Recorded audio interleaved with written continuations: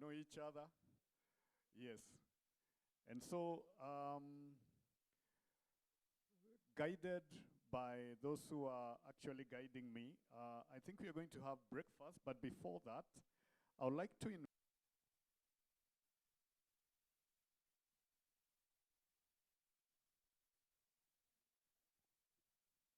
partners, our beneficiaries, and the Chalan family. A very warm welcome this morning. We are glad that you joined us today. Your presence in this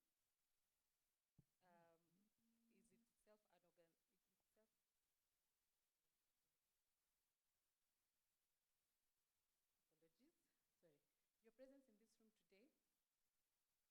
It says that the well-being of Kenyan learners it's not only our responsibilities, but it is our shared responsibilities with all of us.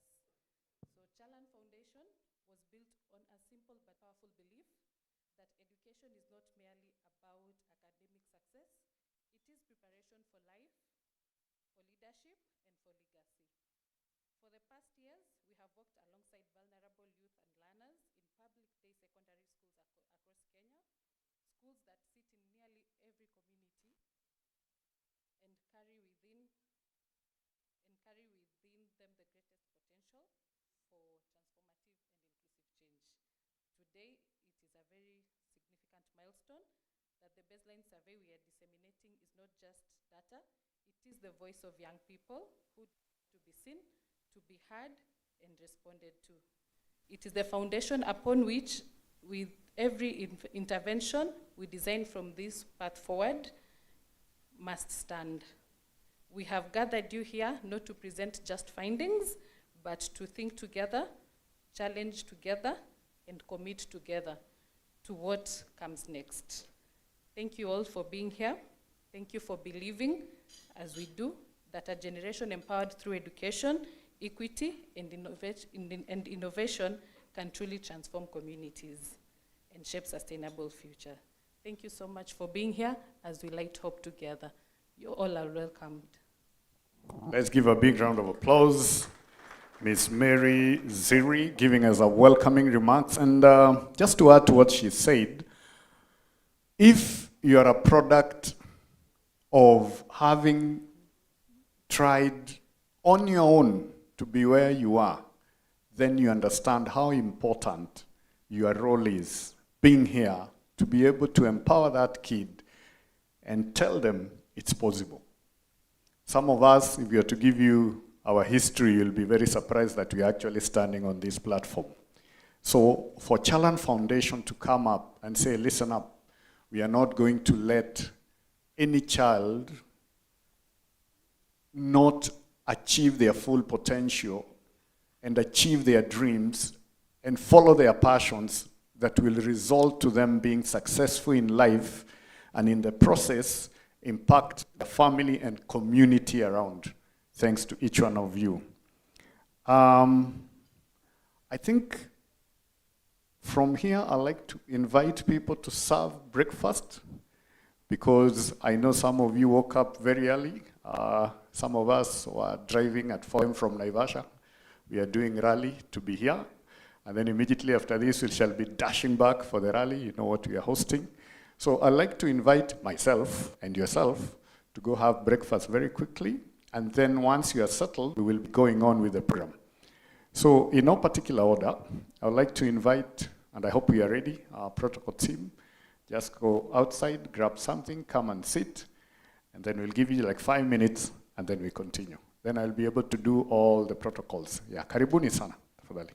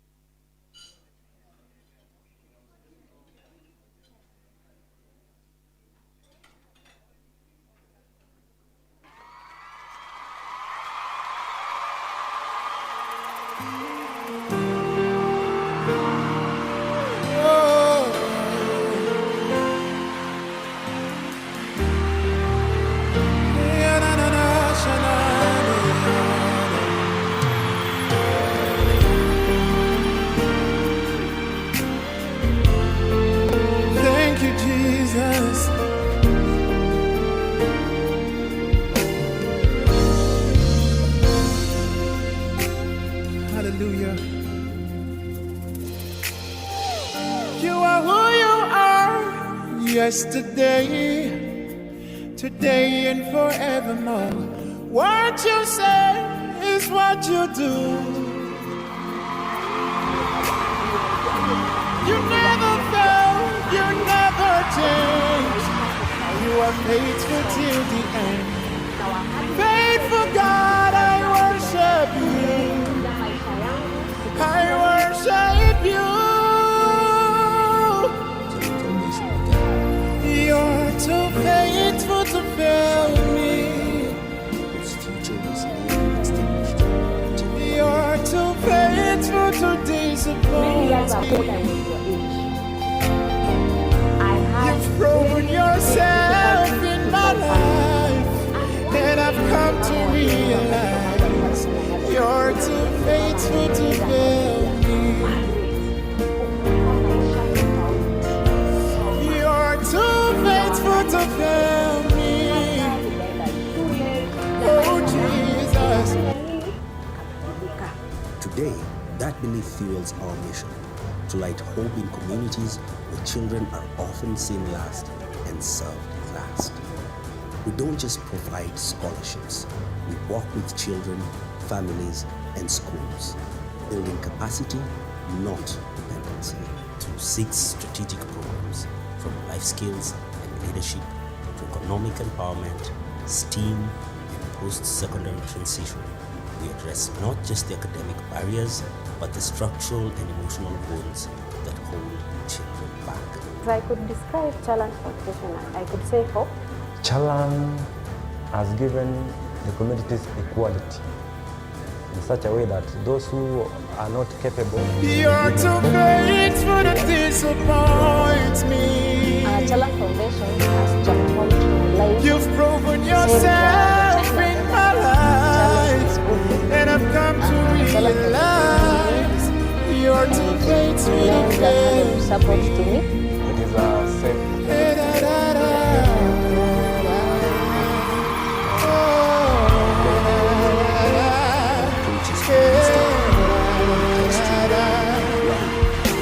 Yes, we worship you. You are God. You are who you are. Today and forever. What you said, What you say is what you do. Lord, you never fail. Never fail. You never change, God. You are faithful, Faithful God, faithful God. I worship you. I worship you. You are. You're too faithful to fail me. Yes, you're too faithful to disappoint me. You're too faithful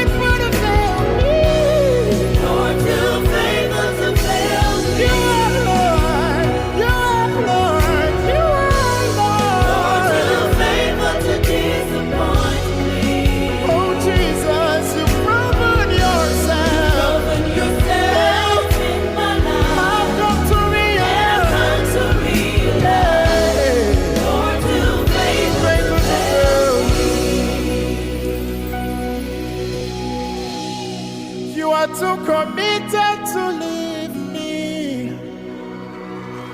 Oh Jesus, you're too consistent to leave me halfway. What you start, you always finish. Lord, I've come to realize that you're too faithful to fail me. What you start, you always finish. Lord, I'm here to testify. You're too faithful to fail me.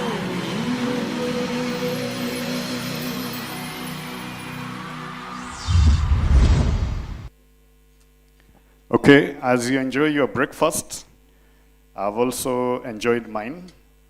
And here we are today. Because of time, considering a lot of us still have to go back to work, I just want to say thank you to each one of you for being here at the Chalan Foundation this early morning. For all of us who are here, our desire is to see a generation empowered through education, equity, and innovation, and to transform communities to shape a sustainable future. Okay, that's the vision. And as we talk about vision, I would now like to welcome Dr. Lois Rono. Let's give a big round of applause for us to understand the purpose of the round table. Karibu.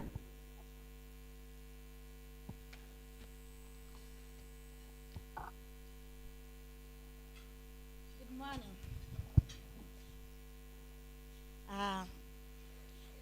Our founder, distinguished guests, all the PSS present, and all our guests, all our partners. Good morning again. My name is Lois, and I'm here to give us just a snapshot of what we look forward to see today, the purpose of this round table. It is my great pleasure to welcome you all for this important forum convened by Chalan Foundation to disseminate the findings of baseline assessment for education and life skills development program implemented across 10 counties in our country. The 10 counties that were done is a sample, and we are going to hear more. And what is the purpose of this discussion today? We look forward to having three things. First is to share the evidence that has been gathered. This baseline assessment provides us with comprehensive picture of the current realities facing the vulnerable learners in public day secondary school across the 10 counties. So the 10 counties that were sampled are Bomet, Baringo, Turkana, Samburu, Kitui, Homa Bay, Bungoma, West Pokot, Nandi, and Kajiado. So with the shared evidence, we also look forward to having a collective and reflective insights emerging from the data that we will receive today. These findings, for sure, they are those which are really, really encouraging to see what's happening in our day secondary schools, as well as those that are critical challenges that face our learners in schools. And more so, particularly regarding the life skills program that we as Chalan Foundation run. So these findings, of course, we are going to see today, and mine is just to whet your appetite for what is we are about to all see, because this was a comprehensive, very detailed, comprehensive survey done in our public day secondary school. So the third thing that we really need to is, and perhaps most important one, the purpose of this dissemination is to inform action. Evidence presented in this report will guide us in program targeting and implementing the programs that we do and monitor at the Chalan Foundation. And I know it's a shared resource that we all what we do, maybe even at a policy level, government, and all of us as players in the education sector. And therefore today, this report will really give us insights on what to do and inform our decisions and where we direct our energies together. So allow me to conclude by emphasizing one important message that emerges clearly from this study, that learners are truly motivated and schools are committed and families value education. But what remains is our shared partnership and responsibility to address the barriers that stand between aspiration and opportunity. And allow me to quote what our founder, Madam Margaret, always loves to quote, say, let's give the children a fair opportunity to fight for their, to get fair opportunity in education, fight for their posterity and their livelihoods. Because we all know that poverty is one big hindrance for many of our learners to access quality education, and therefore, today, with the evidence that we will see, together with our partnerships and the evidence-based actions that will come, we'll have a sustained commitment, and we can ensure that young people, especially those facing greatest disadvantages, have opportunity not only to remain in school, but to thrive and build brighter futures. Thank you so much, and we look forward to a great interactions together. Thank you. Kindly let's cue the video. Every child deserves a chance to learn, grow, and thrive. Every child deserves a chance to learn, grow, and thrive. Chalan has transformed my life by funding my secondary education because I had no means for secondary school fees. We see ourselves significantly expanding our scholarship program to reach over 5,000 learners, and also our life skills program to reach over 200,000 learners.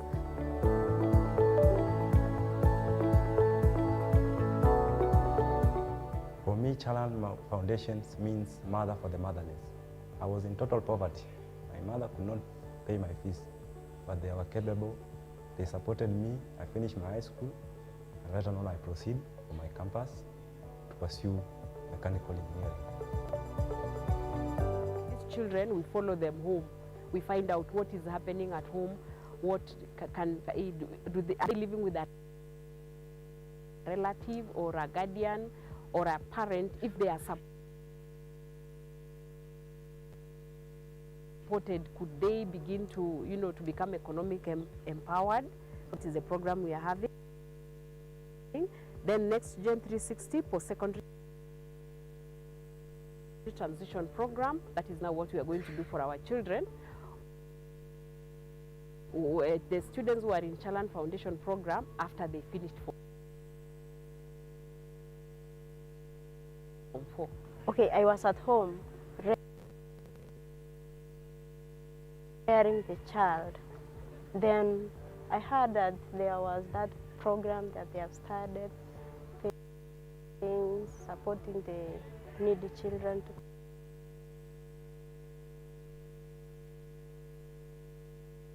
go back to school. So I can say I was lucky to have that. When I came back to school, now they help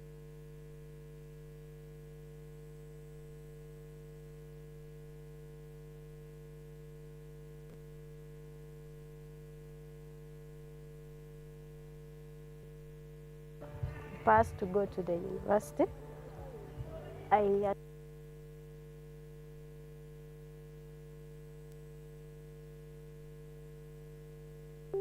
attend a mini class.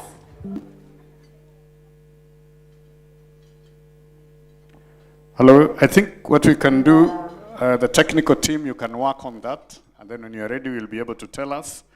For now, allow me to invite Ms. Viola Sugut to be able to present our baseline survey findings. Let's give a big round of applause as she comes, ladies and gentlemen.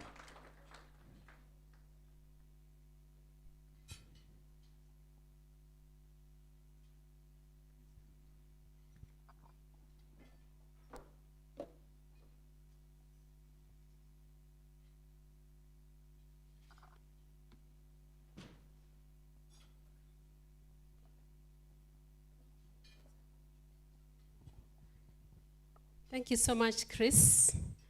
And standing on the already set up protocol, my name is Viola Sugut. Good morning, everybody. How are you? It's a pleasure to have all of you here this morning. And I'm very delighted that you get to be part of this discussion, that you get to discuss our findings from the baseline survey. One of the things that I'd like to call us to this morning is that as I present the findings, this is not just a presentation. I'd like to invite all of us to reflect on the numbers that we have.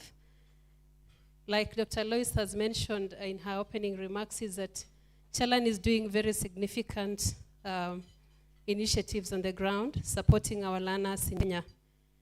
And what we'll see here today is only a snapshot of what we were able to do in only 10 counties.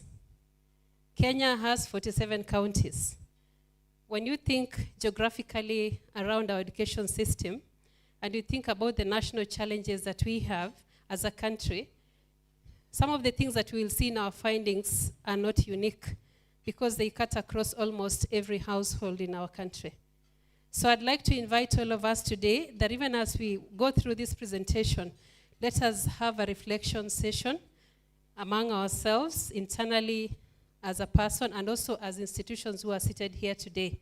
So that by the time we complete this morning breakfast, let us walk out of that door with things that we think we can tangibly do for the learner for the learners in our country. So like you've heard, this is a baseline survey that we conducted between December and end of February. And our data collection took 16 days, and we went to all the 10 counties in Kenya. So why did we do the baseline survey? The purpose of this baseline is that Chalan reached out to Divergent Group Limited. Divergent is a research company in Kenya with an office in Somalia and South Sudan. We conduct research, we do monitoring and evaluation. We also support institutions to set up their structures. So we reached Chalan, when Chalan reached out to us, we partnered with them to conduct this baseline. And the key reason as to why we went to do this baseline is that Chalan has a story. And I like equating Chalan's story to the bamboo story. Chalan has been in existence since 2013. And probably some of us might have been seeing things on social media. They are doing things here and there. But then in December, they met a major milestone.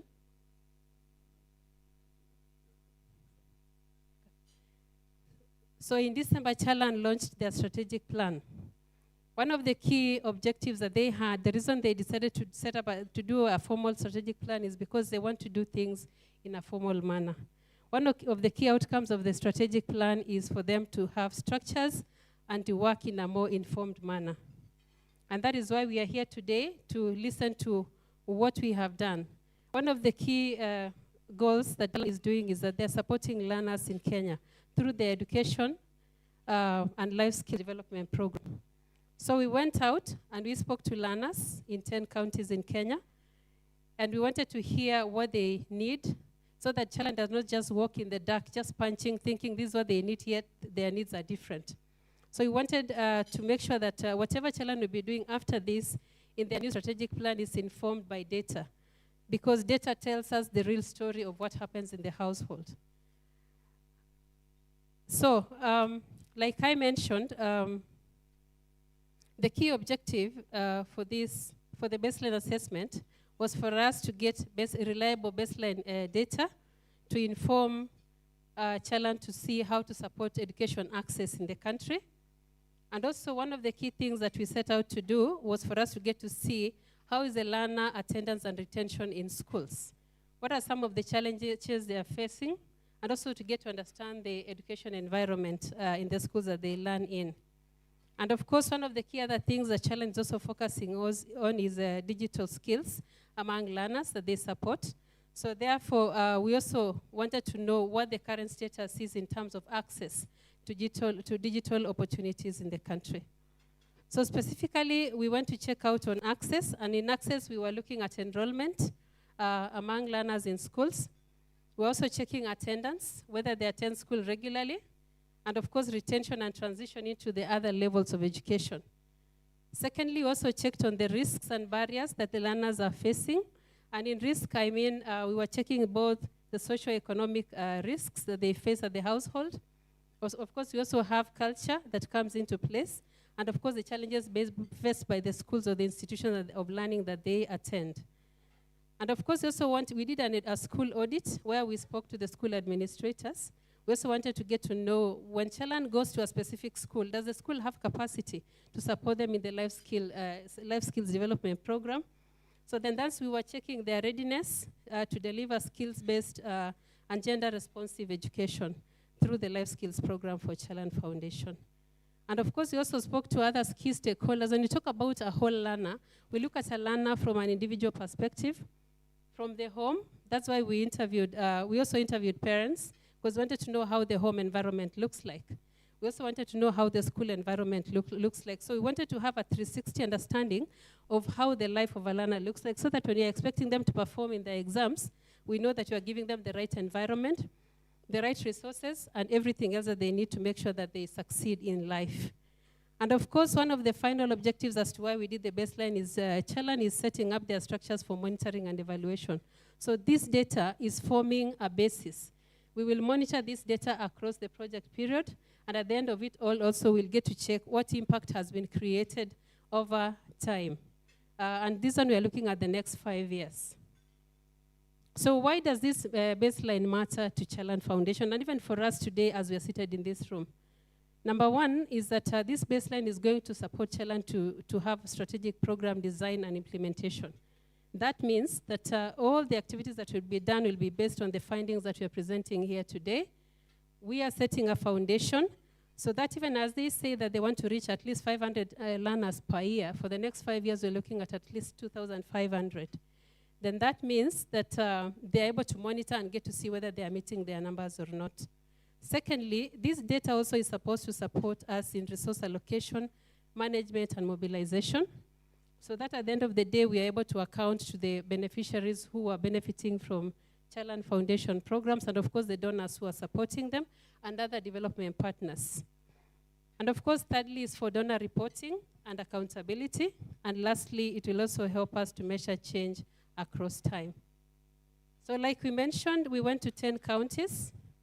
That is Turkana, West Pokot, Bomet, Samburu, Nandi, Homa Bay, Kitui, Baringo, and Bungoma. In terms of methodology that we used, I don't know if we are moving together with the slides because I can't see. The methodology for this and the sampling approach, we did a mixed methods approach where we did both quantitative and qualitative approaches in collecting our data. For the quantitative methods, we interviewed learners using quantitative questionnaires and parents. And our sample for learners was 600, and for parents was 200. We also did qualitative assessment where we interviewed key stakeholders in the education sector, right from the Ministry of Education, the County Directorate of Education, parents, and even community leaders, and school administrators, just to get to understand what their expert perspective is about the education system in Kenya and the challenges that we are facing and how we can do things better. And of course, to also put into perspective what our policy frameworks looks like in terms of ensuring that there's inclusion and equity among our learners in the country. We also did focus group discussions among learners and among parents. And lastly, we also did desk review. So for us to be able to develop our data collection tools, it was based on the available reports, right from the Ministry of Education and other education institutions that are in the country, both private and development partners. So our data collection was mobile-based. We did our collection using a Kobo platform. And out of that, that's for the quantitative method. And we also did a school audit for the quantitative method as well. And of course, in terms of quality assurance, for me to stand here today to present for you these findings, I'm very confident that I'm presenting the true findings of what came out from the learners and the different people that we spoke to on the ground. So we did a few things in terms of ensuring that there was quality in the data we are presenting today. So right from the beginning, when we developed the tools, we did a pre-test. We also allowed the Chalan team and other education stakeholders to review our tools. They were all in agreement and they were approved for use. And number two, for us to be able to do this data collection, we had to recruit enumeration teams that have experience, that have the right qualification in terms of conducting education surveys. We also did a 2-day data training for the enumeration team, and they did a pilot of the questionnaires. And then we did a debrief session on that, and we were able to fine-tune the final tools that you took to the field. At the field level, we did what we call real-time monitoring, where we had supervisors accompanying our enumeration teams at the households and the schools, just to make sure that they are conducting the data collection in the right manner. We also did, once we got that, we also had our data team. Once the data was submitted in our server, our data teams were doing real-time checking of the data just to make sure there are no outliers in the data that we collected. And of course, if you look at the report, when I finish, I think there's a QR code that you'll be scanning for you to access the full report of the baseline survey. You will see there's a section that we've called triangulation of findings. So why did we do that? Is because we wanted to make sure that the people we have spoken to across the baseline survey, that the statistics speak to each other, and there's agreement even in the existing reports that are currently in place in Kenya. So we did data triangulation just to make sure that we put everything into perspective and to make sure that also we are not out of the mark on what currently exists in Kenya. And of course, lastly, we were interviewing learners who are below 18 years. Our ethical protocols requires that we have to seek consent. And therefore, we sought consent from the parents and guardians for these learners. And of course, we also required the learners to give us their assent to agree to participate in the data collection.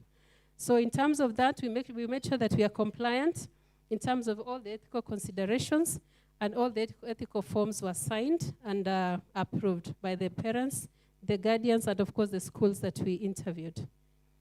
In terms of findings, the demographics that we covered in this, like I mentioned, we went to 10 counties that I already mentioned. In terms of gender, for both all the 3 categories, we interviewed parents, we interviewed school administration, and we interviewed the learners. In terms of gender, we had 51% of male respondents who participated in this survey, and we had 49% of female. And out of that, 70% were learners, and then we had parents, 24%, and the school administration formed 6% of the respondent categories. And when you go to the learner findings, that's where I would like us to reflect on and to start on. And the reason I structured this presentation this way is because as we walk this journey, I want us to tell a story about these learners. So that as we look at the findings and the data that the learners are giving us, let us also reflect on what the parents are saying. Let us reflect on what the school administrations were also told us, so that we get to see the relationship between the challenges, the current education environment in Kenya, and of course, how we are able to come up with solutions to that. So when we went to survey these learners, majority of our learners, that was 36%, were in grade 11 or in Form 3. We also had grade 9s, or who were formerly Form 1s, and we also had grade 10, who were Form 2s. And then we had Form 4s. And then, of course, we also wanted to know whether they have ever repeated a class. And we had 85% who said they've never repeated a class. We had 13% who said yes, they have more than once. And of course, we had a 2% who said more than once. And then in terms of vulnerability, we also wanted to know the challenges that learners are facing. And for vulnerability, we're looking at maybe if they were orphans or any other challenge that they might have at home. So majority of them, the key challenge they were facing was absence from attending school because of lack of school fees. And of course, some of them, we had at least those who missed 48%, almost half of the learners who missed school at least once, 1 to 2 weeks in a term. That is the third term of last year because of lack of school fees. We had 16% who are orphans, and of course, we had 29% who are from single mother-headed households. And then, of course, in terms of living arrangements, we also wanted to know the home environment for these learners. That's why we wanted to ask that question. We want to know how the home looks like. So 55% of the learners that we interviewed have both parents at home. And we had 24% who had a single parent, that is a mother only. We had 9% who had a biological a parent who was not a biological parent. And then we had 5% who had fathers at the household, among the others. And then in terms of orphan status, 80% who had both parents, but we had 16% who were fully orphaned. And in terms of if they had any form of disability, we had a 2% proportion who had a specific type of disability, and majority of them had visual impairment. And we also wanted to know whether this disability affects their school attendance. And of course, we can see from our screen that at least more than 10% say that the disability that they have affects their school attendance. And of course, we also wanted to know whether they attend school regularly. And for this, when the questions that we were asking them, we wanted to know how their previous term was, because it was the closest. So we had almost half who said they were rarely present full weeks of the term. And like I mentioned previously, they said it was because of lack of school fees. And of course, majority of them, that is 99%, arrived school by 7 o'clock. So what were the reasons of their absence? Why don't they attend school regularly? Majority of them, that's more than 50%, said lack of school fees. We also had another significant proportion of 51% who said illness or health issues. And we had around 10% among others who had family issues or emergencies. In terms of dropouts, we wanted to know we also wanted to know their perceptions surrounding their learning, whether they like going to school or not. So we had a question that we were asking them whether they've ever considered dropping out of school. And of course, we had majority of them saying no, that is 86%. And we had, of course, a 12%, which is significant statistically, that they've considered. And out of that, we wanted to know for those 12% who say they've considered, what are the reasons as to why they will consider dropping out of school? And you can see majority of them, that is 83%, are saying financial difficulties. And of course, we have a 13% that say family pressure. Out of that, we also wanted to know, yes, we know you have a challenge. You're considering dropping out of school. So how can we make you stay at school? So we had a question on what we can do to make sure they stay at school. And of course, 92% of them say they'd like to be supported with school fees. And of course, we also had another significant proportion of 45% saying that they'd like to be supported with learning materials. Like I mentioned, the school environment is also very important for a holistic learner. So we also had a question had a series of questions about their learning environment at the school. And we wanted to know how the classroom setup looks like. The Ministry of Education in Kenya recommends that a classroom should have at least 40 to 45 learners in a classroom. But you can see from these findings that we have majority of them, that is 28%, which is significant that they're saying there are more than 60 in a class. And you also have another 19%, which is more than 50. And you can see between 45 and 50 in a classroom, it is 25%. This is more than half, almost 3/4 of the schools that we went to have a significantly high number of learners in a classroom. And of course, we also wanted to know what they think about their conditions within the classroom. And of course, we had more than half that they said that the conditions were good, that is 50%, and another 28 said it was excellent, which is very commendable for our government. But then we also have this other proportion of around 20% that feel that there's more that can be done. And then, of course, in terms of facilities, we wanted to know whether they have the right facilities for them to be able to learn adequately. And then we wanted to know whether they have a library that has books. Of course, we had laboratory for science, then computer lab, playground, whether they have electricity in the classrooms, whether they have clean drinking water, and whether they have a first aid kit. And you can see that 86% of these learners, that they have labs. But then from these findings, again, you find that 80% of these laboratories are poorly equipped. And we have another 45% that they say have computer labs, but more than half of it. And this mostly affected counties in West Pokot, Samburu, and Turkana, and also some in Kajiado. And of course, some of them say that their business has failed. That is 26%, among others. So when you think around the challenges that you can see in that graph, that should tell you how challenging it is for them to support their children to go through school and why they need the financial support. And of course, how does the household cope in terms of financial difficulties? Majority of them say that they reduced food consumption, and this number goes hand in hand with the findings that we saw from the learners, that they say that some of them go to school without any meal or even just having one meal in a day. Some of them, 48% borrowed money, and of course others sought casual labor, and others had to sell their assets, among other coping mechanisms. In terms of financing their children's education, we asked them what the most difficult education expense is for them to meet. A majority of them, they said school fees.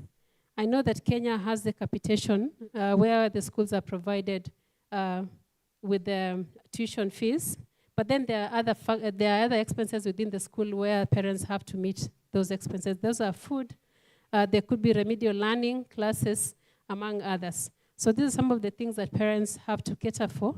We also have 32% that talked about uniform and 31% textbooks.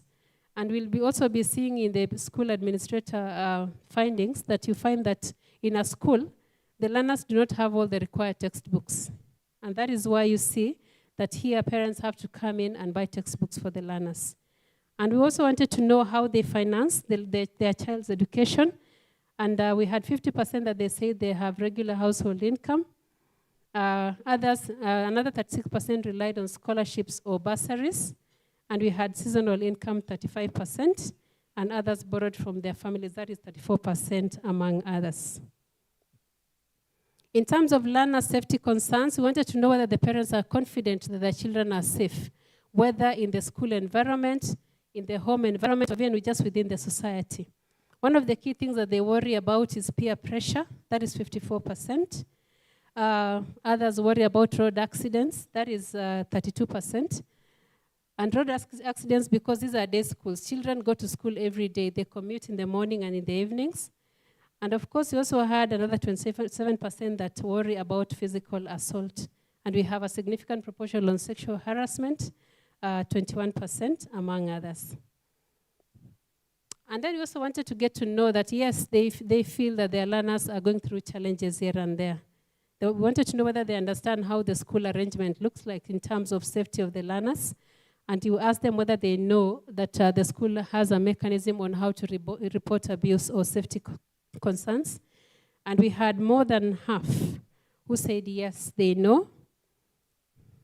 And much as they knew that they know the school has a mechanism for reporting, we had another 25% that they say they don't know how to use it. So this is also a gap that probably we need to think around. And of course, we have another significant percentage, more than 30%, that there was no system, or maybe they do not know whether that system, the reporting system, exists. In terms of teaching life skills to learners, we also wanted to ask them and to get to know, just like we asked the learners, who should teach life skills to the children. And this finding, 46%, say that it should be taught by the parents and the family. We also saw that the children also say the same thing. Apart from the school, it also should be taught by the parents.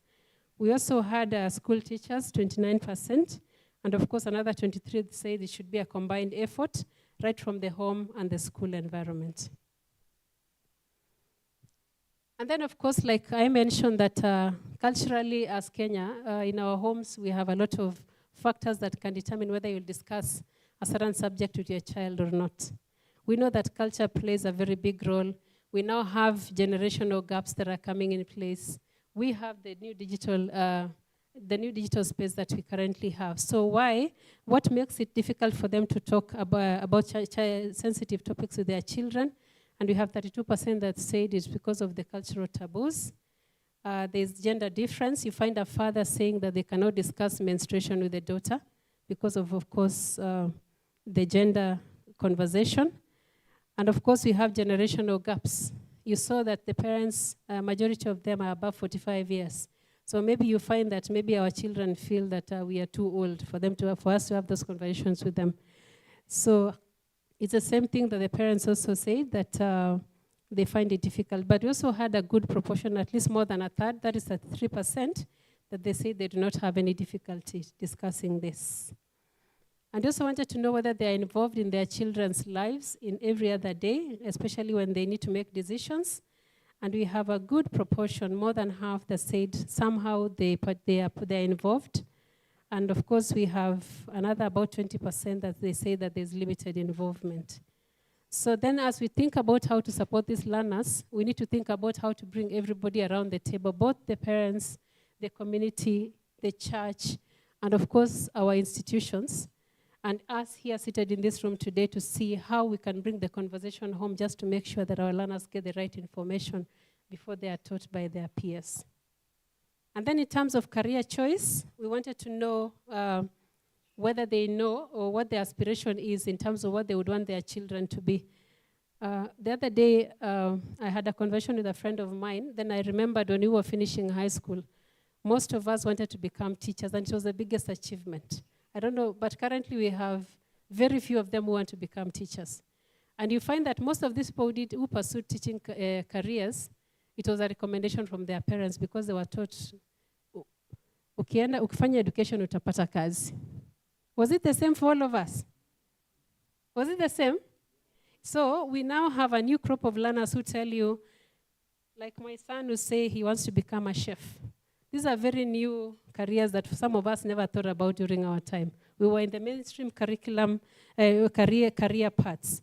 But then that means that as we understand our learners, as time is moving, we need to get to understand what they want and what we want as parents, and even as we aspire, so that we can also advise them accordingly.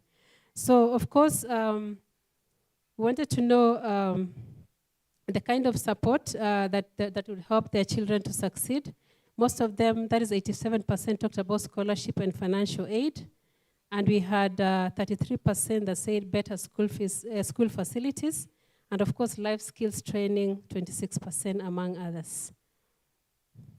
And then in terms of the administrator findings, we are almost finishing. Like I mentioned, we interviewed 51 schools in the 10 counties. And 90% of those schools are government-owned. The reason we have a 10% that is not there is because there are some that are both government-owned and together with the church.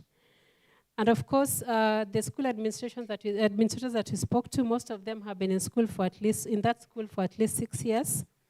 And 71% of those schools are currently fully implementing CBE curriculum, and 27% are doing it partially.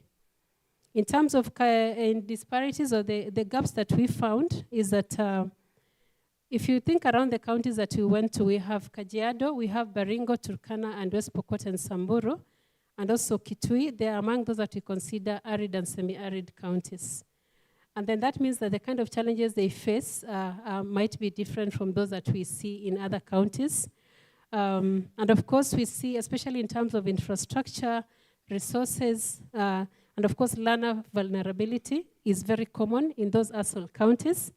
And of course, the other counties, like for example, Bungoma, Homa Bay, Nandi, they are generally better resourced when you compare to the ASOL counties. And of course, among all this, we see Kajiado standing out in terms of security or the safety of the learners. This is based on the findings. In terms of sporting facilities, and of course, CBE implementation. So what does that mean for us? It means that schools are operating in very different resource environments, that even as we consider to come up with solutions, they need to be tailored for each of the county based on their needs, so that we don't have a blanket approach or blanket solutions that we provide as as key players in this room today. In terms of school participation and social risks, we can see that the participation of the learners is very strong, but there are other social vulnerabilities that persist, which is also the same as the findings we had from the learners. We had 82% that there is average daily attendance by learners at the school. And of course, transition is at 90% from most of these schools. And of course, Kajiado again stands out here, and it recorded the highest attendance of 94% and 93% of transition of their learners from high school to either college or TVET institutions. And then in terms of social risks or the challenges they currently face, there were some of who reported cases of pregnancies, early pregnancies among girls. And of course, there were at least an average of 7 cases of pregnancy across the schools. Another 4 early marriage cases across the schools. And of course, this was prevalent in Baringo and West Pokot. From this, then, that means that we need to think around how to keep our learners engaged within the school environment. How do we support them? And of course, just to make sure that the cultural pressures that they have do not affect their future aspirations and their dreams that they have. And then in terms of the learning environment, of course, we also were looking at the infrastructure. And we had 53% of the schools that have reliable water access, and 53% lack menstrual hygiene facilities. And of course, only 22% provide hand washing facilities for the learners in the toilets. So this, we can also see there is a gap here, that even as we think about the solutions to provide, we know where to start from. And then in terms of the learning resources and materials within the school, like I talked about this, about textbook access, you can see that for mathematics, which is a primary subject, our mean was 1.2 books per student. And for English, it is 1.2 per student. And of course, some counties reported less than 1 textbook per learner. That means they are sharing, especially there's Kajiado and there's Samburu. And then, of course, in terms of constraints that they face as a school in terms of science learning, we had 20% of the schools that have fully equipped laboratories.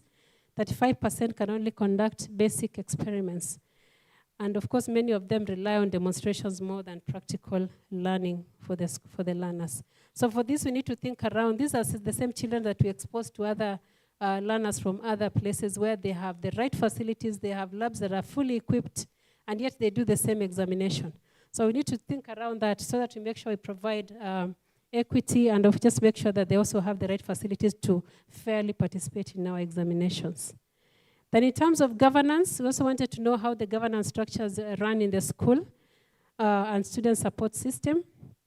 And of course, all the schools have a board of management, and 88% of that have a parents-teacher association that is active, and 94% student councils. And then in terms of management systems, this one we were checking the school records, and 100% of the schools maintain their budgets and their financial records. And of course, 96% of these schools also conduct external audits. In terms of student support gaps, we have 25% of the schools who have full-time counselors. 25 is very small considering the challenges that our learners are facing. Then that means that we have an 88% that rely on teachers to provide this kind of support to our learners when they have any challenge that they experience. And of course, only 12% have support in terms of career guidance. So this is also a gap that we need to look at. Remember, we're also asking them what they would want to become when they complete school. So for them to be able to achieve this dream and this goal, we need to think around how can we provide them this support, and of course provide them with the right resources to make sure they get to where they want to go. So we have looked at all these findings, and we have a few key conclusions from the data. And the first part, it is very evident that our learners are very motivated. They want to be great people in this country. They want to pursue great careers. They want to be great people. They want to sit in rooms and boardrooms like us here today. But then that means that we need to look into their environment because it is very fragile. So that means that there is also structural poverty around them that is driving the absenteeism That's why they are not able to attend schools regularly. And this is because of the issue of lack of school fees. There is food insecurity component, there is illness, and of course, household vulnerability. Their learning environments also are constrained in terms of resources. I think we've discussed that quite in detail. And of course, psychosocial well-being of these learners also remains under-supported. We have seen that a very small proportion of schools have counselors within the school. So then that means if 88% are relying on teachers to provide these resources, then we need to think around how do we train the teachers to make sure they provide them the right support that they need. Overall, then that means that our education systems are fully functioning, which is a good finding. But structurally, there are a lot of challenges that are currently being faced, limited resources that prevent our learners from fully benefiting from schooling. This is out of the key challenges that we identified, especially in terms of access and challenges, and retention, where we've seen that there's household vulnerability, where there's regular attendance of and resulting in dropouts. We also have challenges in the learning environment, where the classrooms are very overcrowded. We have textbook shortages, and of course we have limited lab equipment that reduce instructional quality for the learners.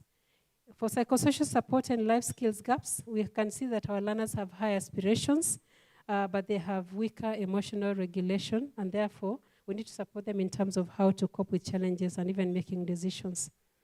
And then, of course, gender and protection barriers. We have seen that menstrual health challenges exist in our schools.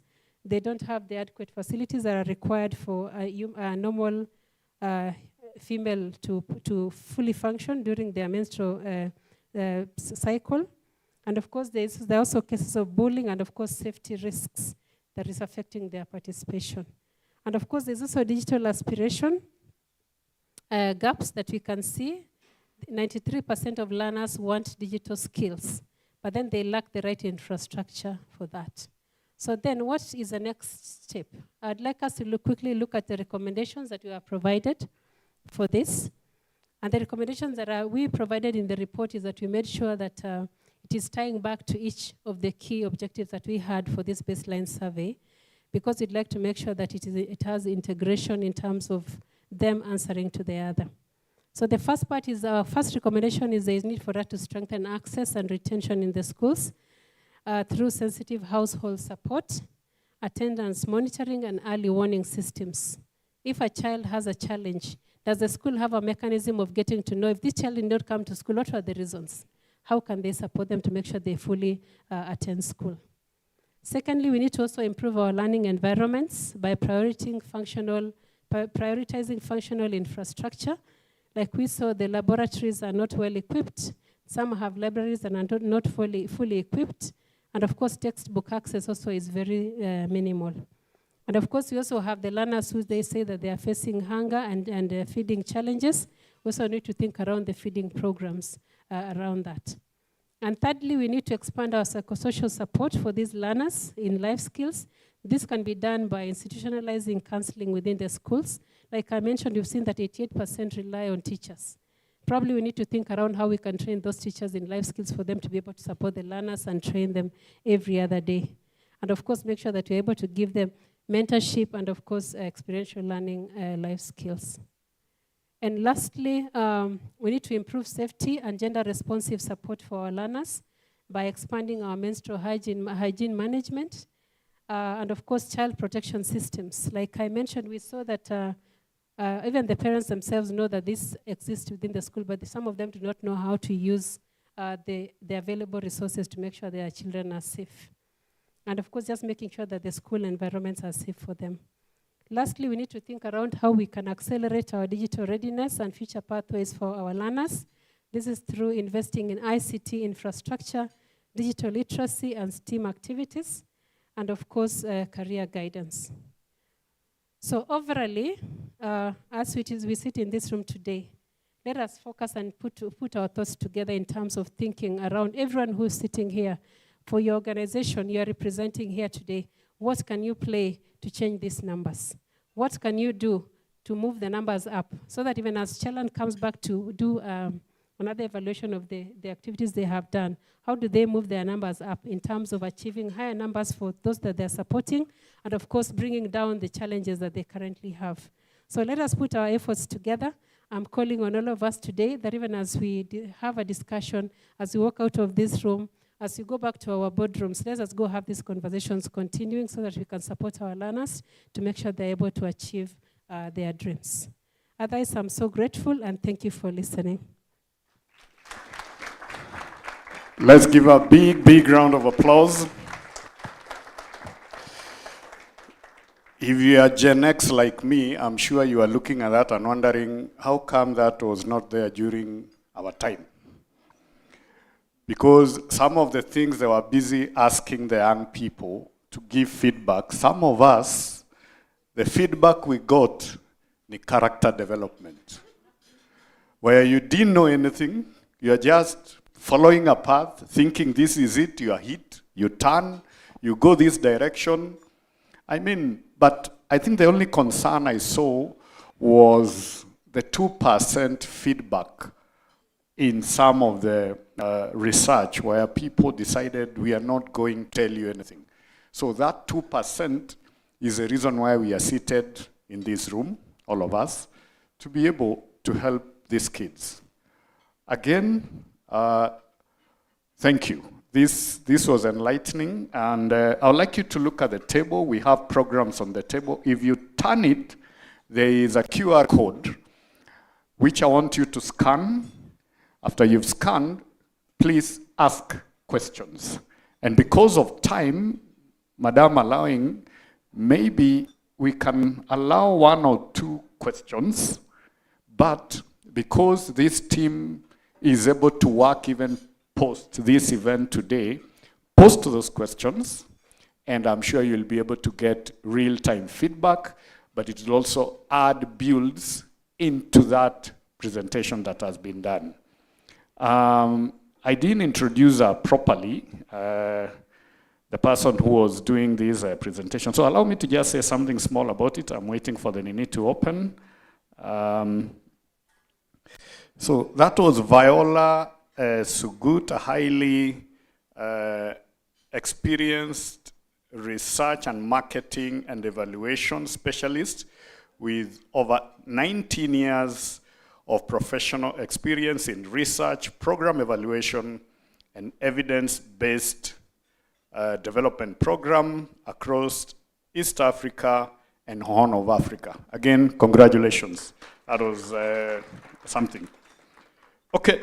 Have you scanned the code? Are you fielding those questions? It's important, because I'm sure when the presentation was being done, you are looking and saying, okay, I need to say something about that.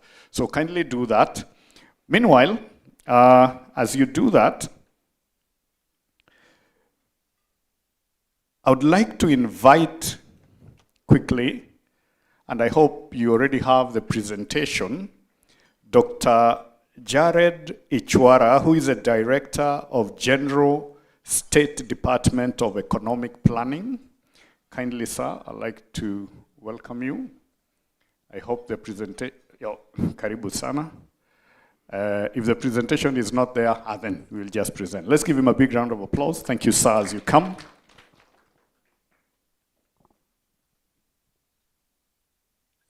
Thank you very much. Good morning.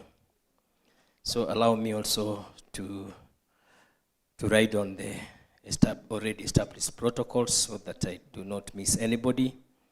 As I think Christopher Kirwa, I don't know if it's the Kirwa we used to listen on radio.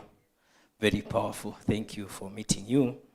As he introduced me, maybe I might have missed something. My name is Masini Chwara. I'm the Director General for Economic Planning. Of course, before I used to be the Director Planning for Basic Education, and therefore I get associated with the presentation, of course, the findings of this survey. I think on the onset, allow me to thank the Chalan Foundation for organizing this roundtable. and of course having the opportunity to speak to you. I must say it's a special day for me. One, that I'm standing in front of you, that I'm gonna say a few things. And two, that today is my birthday, and I'm really moving so fast to be on the 60th floor, which is coming a few years to. And I think as I present this, I think then I'm not really associated with the Gen Zs who are able to get this kind of information.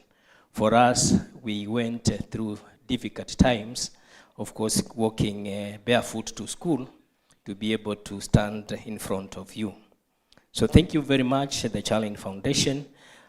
This day is very well to already some of the data sets that we have had. Being the immediate former Director of Planning and Basic Education, I can see a number of the variables tying very well with the data that I've always been speaking about. I would also request that we also need to integrate the school census 2024, which we already finalized the report, but we'll be launching it in a few weeks to come. So I think I am asked to say a few things in terms of where can we take this data after here. But of course, baseline survey often generate important insights, but translating evidence into national planning and budgeting process can be challenging. But of course, from where I sit, I look at it through the lens of evidence to policy to actions. Sometimes we have the evidence, it does not reach the stage of policy, and of course, there is no actions. So from a national planning perspective, how can this evidence inform government priorities, resource allocation, and long-term development planning to ensure vulnerable learners are not left behind? Of course, the government of Kenya talks about leaving no one behind. Of course, that ties in well with the SDGs, and of course, what we need to do. So the next question I need to answer is whether we have mechanisms that exist to ensure that this kind of evidence that is being generated by NGOs can meaningfully inform national policy decisions. So thank you very much, colleagues, that we really need to talk, to walk the talk. Sometimes we talk, but we don't walk it. So evidence from baseline surveys are very extremely important for national development planning. Of course, they provide clear existing data gaps, inequalities, and service delivery constraints. And of course, from the perspective of the State Department for Economic Planning, this kind of evidence plays a critical role in shaping priorities, informing policy choices, and guiding resource allocations within the Kenya National Planning Framework. But of course, first we need to understand that the baseline, of course, help identify development gaps and vulnerable populations, which we have already done in this survey. You can see that there are a number of vulnerable children across the 10 counties that we have conducted the survey, and therefore we have the information. And of course, this type of evidence allows government to prioritize interventions that directly address inequality and inclusion. But of course, how do we need maybe to do this? So, but of course, this insight can feed into sector strategies. And from where I think from the State Department for Basic Education, I can see my colleagues here, that they need, when they are going back home and discussing about their strategic plans and the strategic direction, then this kind of evidence is really rich on what they really need to do.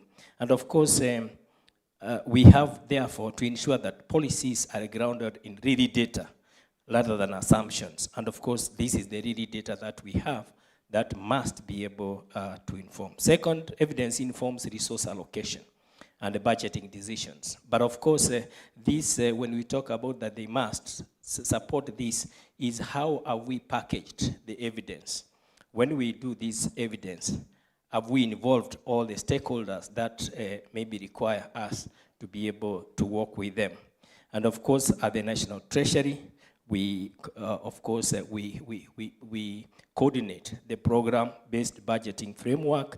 And of course, this, in this budget, the MTEF, whatever you call the MTEF, when we are starting discussions, we really need to have everybody on board in all the sectors. And of course, Chalan Foundation, I think you are in so many sectors, but for today, let's talk about the education sector. How do you work and work with the education sector when they are developing their budgets? Of course, again, baseline evidence supports long-term national development planning. Of course, Kenya's Vision 2030 required a lot of evidence for us to be here. We are now moving forward. I think all of us have heard the president talk about that we're going to Singapore. Sometimes Kenyans ask, what is this Singapore? Of course, that we are not going to Singapore, the country, but we want to be like Singapore, where they are. If you look at Singapore today, and we look at ourselves, especially on their per capita income is 45 times what Kenyans' per capita income is. When you look at their literacy levels, they are at 98%. And of course, Kenya, we are around 88. When you look at so many of the indicators, levels of education and all that, they are ahead of us. And therefore, we must use this kind of evidence in terms of developing our next long-term plan.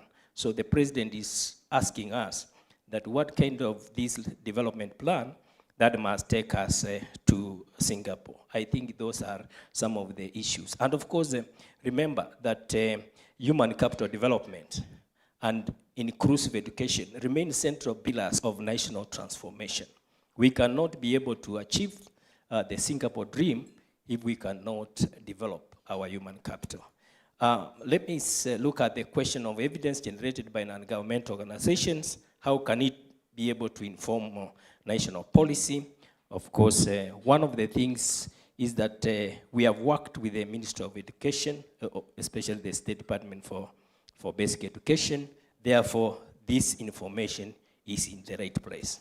The second thing that we need to do is how do we be able to package this evidence so that it can form part of our national data archive.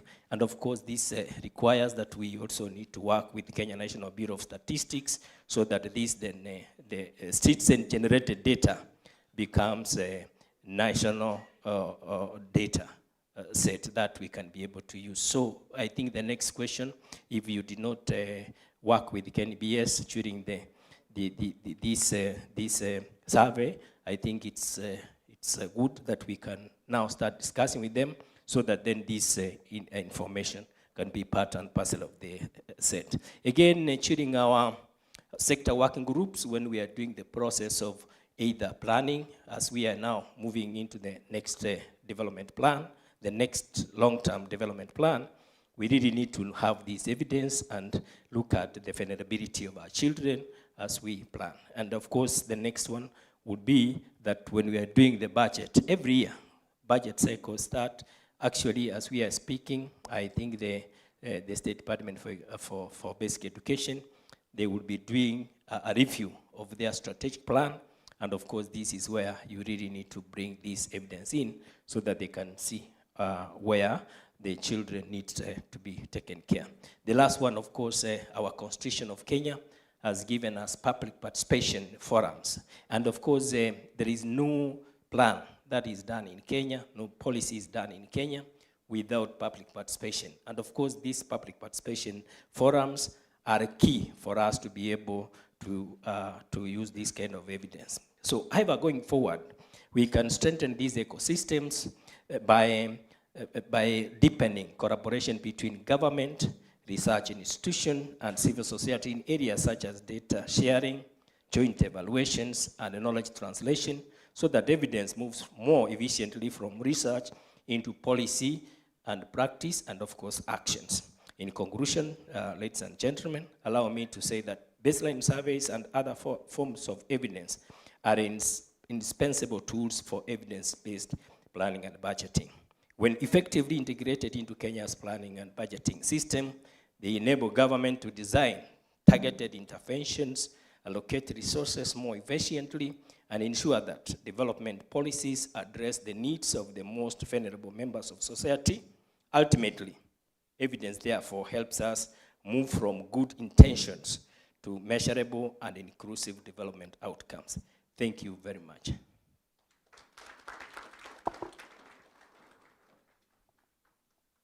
Thank you, sir. When I asked about Gen X, I can see one of them is here. If you know me days of KBC, then you are definitely my age group. I used to be in KBC many years ago, presenting US for the Asking, Saturday Night Show, all that. And the reason why I was in KBC was not because that's what I wanted. It was because I came to Nairobi to look for money, not work. You know, there is a difference. When you're looking for work and looking for money, it's a bit different. So me, I was looking for money. So I ended up in KBC at some point in my life. Yeah. Now, have you fielded the questions? You fielded the questions? If I could get, where is she? We want to have one or two questions that will be answered so that we are able to do that. Meanwhile, if we can start arranging the chairs for the panel, the team here, so that we are able to do it. We have 3 people who are already here. So what we will do, we will just work with the panel that is already here. For those who probably haven't arrived, we will be able to just continue. So as I wait for, I'm trying to access the questions that you guys have asked.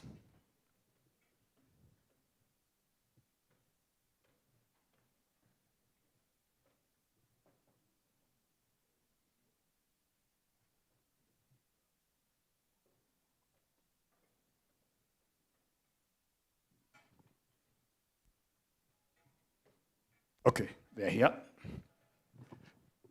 So I'd like to invite you, maybe somebody give her the mic. I'll start with question number 1 from Archbishop Johnson Fundi Mwai.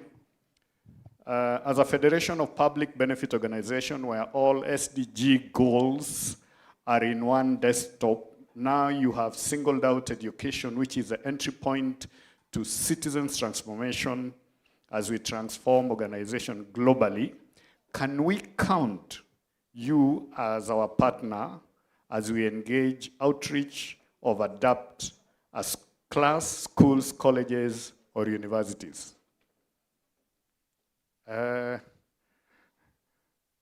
She didn't hear the question because you're engaging her. So just come on stage.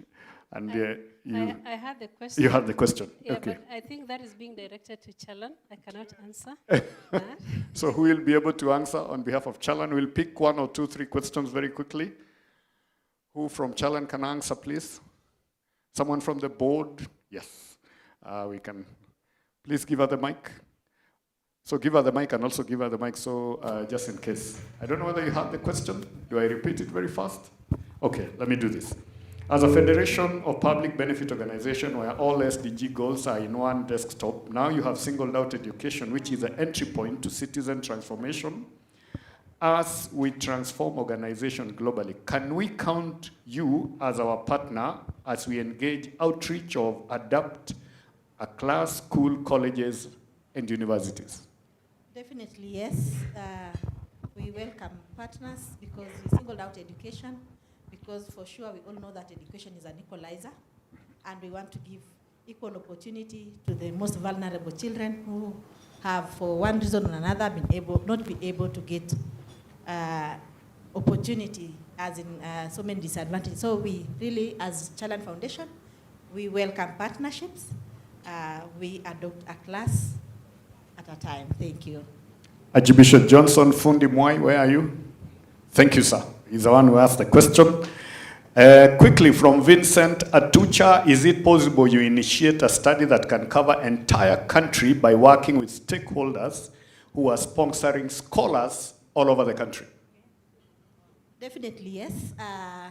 This is a sample of 10 counties, but we are well able, together with our partners, to do the entire country.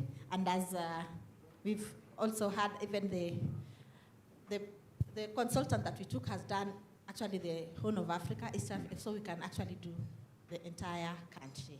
Vincent Atucha, let's see you. Thank We you for the appreciate question. that. Thank you. Vincent Akwabi? Must be out. Quickly, I can do one last one from Sylvia. How does the baseline finding relate / compare with the results of the years Chalan has been in operation from 2013 to 2025? Okay, thank you. Yes, Chalan Foundation has been in operation in 10 counties for the past 13 years. We are on our 14th year now, and we wanted to do evidence-based approach. So that is why we opted to do the baseline survey, and I'll let Viola also add in, weigh in on that as well. Thank you. So thank you for that, Lois. When I think about, like I mentioned in my presentation, Chalan's story is like the bamboo story. For 13 years, they were planting, they were digging, they were weeding and watering. And this is the time they have picked. And the picking that they have, this is the first quarter of 2026. They just launched their strategic plan in December. It's barely 2 months, but you can already see action going on. So then that means that they can only do better. We cannot compare. Of course, we have seen even in the previous video, there are beneficiaries who benefited from Chalan Foundation.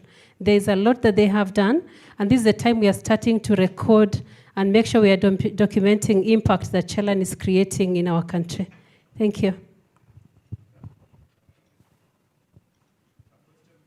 For you, a question for you directly from Peter. 26% recorded as others that affect academic performance. Since this percentage is big, please elaborate on some of these factors.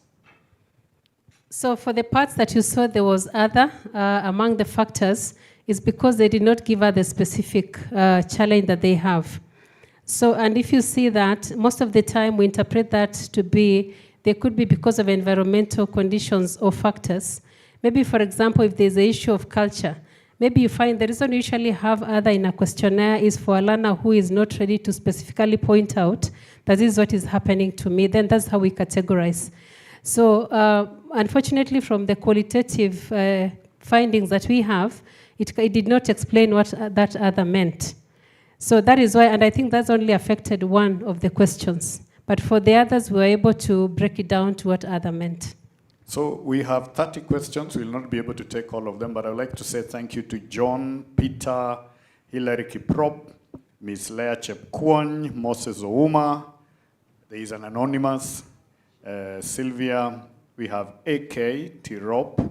We have anonymous, Lelia Ole Tony, another anonymous, Hussein Mubarak. Kwa nini mnakuwa anonymous?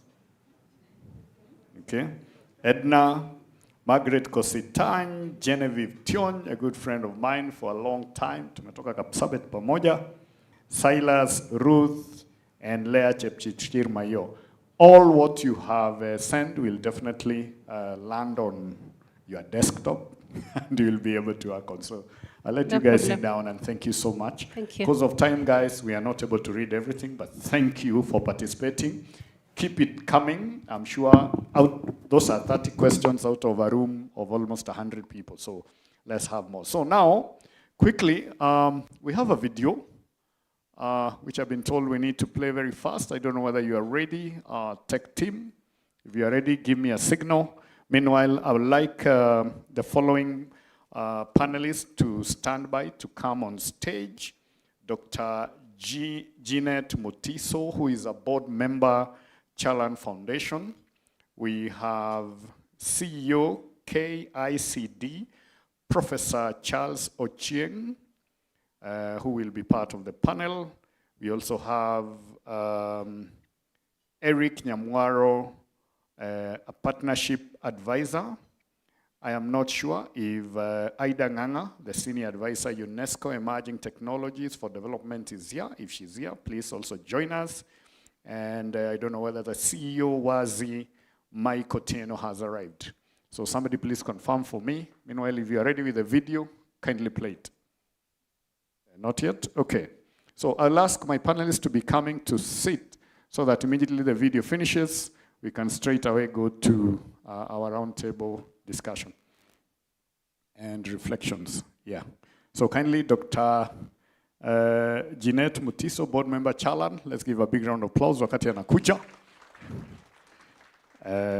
And at some point when we are going on, the team helping us, we will remove this so that it doesn't block us.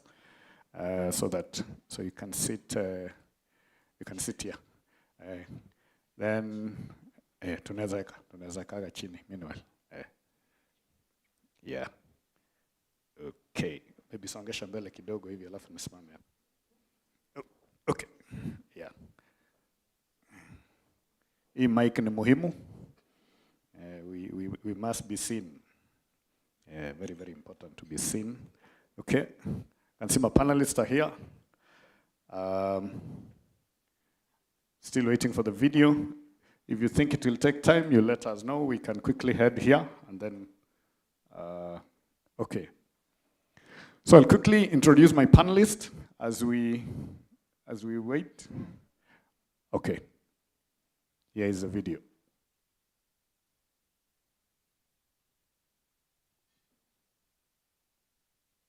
Chalan Foundation aim of supporting our learners to manage their thoughts, to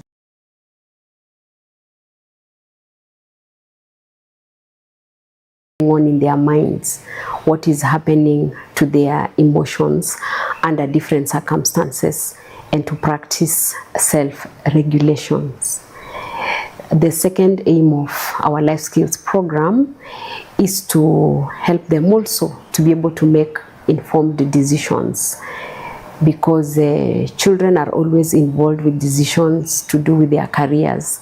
When they are making decisions on what careers to take, they make decisions on relationships. They make decisions on whether to engage or not in drug abuse. Ni mama. Na wangapi wanasema ni mwanafunzi? Wangapi wanasema ni mama? Kwa hivyo ni mwanafunzi mama, si ndio? Inafaa tuko hivi wakati tuko shule? Hapana. Thank you. Kwa nini haifai? Mapema. Tumpigie huyo makofi, amesema ni mapema. Si ni kweli ni mapema? Kuna wakati wa kila there is a time for everything. Chalan Foundation also helped me to grow stronger. It helped me to manage all the stress and emotions that I was going through by that time, all the trauma. Nini inakuleta shule kama mwana? Julius, there's a hand here. I always come to school so that to nurture my life to a better life, to have a very good and to help good life, future, and to help other people just like me. Give her a clap. My name is Masia Diambo. I come to school to change my life, to achieve my goals, and to change my family background. I want to be a journalist. I want to be like that woman who is in Citizen TV, but I don't know the name, but I just want to be like her. Yako na maono, lakini nini lifanyika? Nani alikuja hapo katikati? Atukuite jambazi ama Morio? Nimesikia mtu hapo amesema Morio. Haya, wacha tukuite Morio. Morio akakuja. Na wakati Morio akakuja akafanya nini? Akaingia box. Na baada ya kuingia box nini kafanyika? Matokeo ikatokea kuwa aliingia box. Haya, baada ya matokeo kutokea nini kafanyika? Morio akafanya nini? Thanks to their mentorship program, we now have people in the society, people who are emotionally upright, people who can make the right decisions for themselves and for the people around them. A girl who got pregnant in school, amepata mtoto, huyu mtoto amemleta katika hii dunia, hawezi kumpeleka hospitali. They cannot take care of the child, you cannot meet the basic needs of that child, and then you cannot take them to good schools. You cannot, sasa huyo mtoto anakuwa mtoto wa shida tu. Akiwa mgonjwa hakuna mtu wa kumpeleka hospitali. Anataka chakula, hakuna chakula. Mavazi hana. Ambiwa ufanye kitu ufanye. Ukifika nyumbani ingia kwa kitabu. Sio uende kwa jikoni upige. Kama vile huyo mzazi amesema, kama wewe ni mzazi, ni jukumu yako kujua mtoto alitoka asubuhi, ameenda wapi, amerudi saa ngapi. Kama Chalan Foundation, we support both boys and girls. Now that is why even in our scholarship program, we still give boys and girls our scholarships. We want you to take your position. We want you to study. We want you to work hard. We don't want our boys to drop out kwa sababu sema boda ni nyinyi. Kwa hivyo pia tunawaambia muachane na maneno ya nini? Ya boda.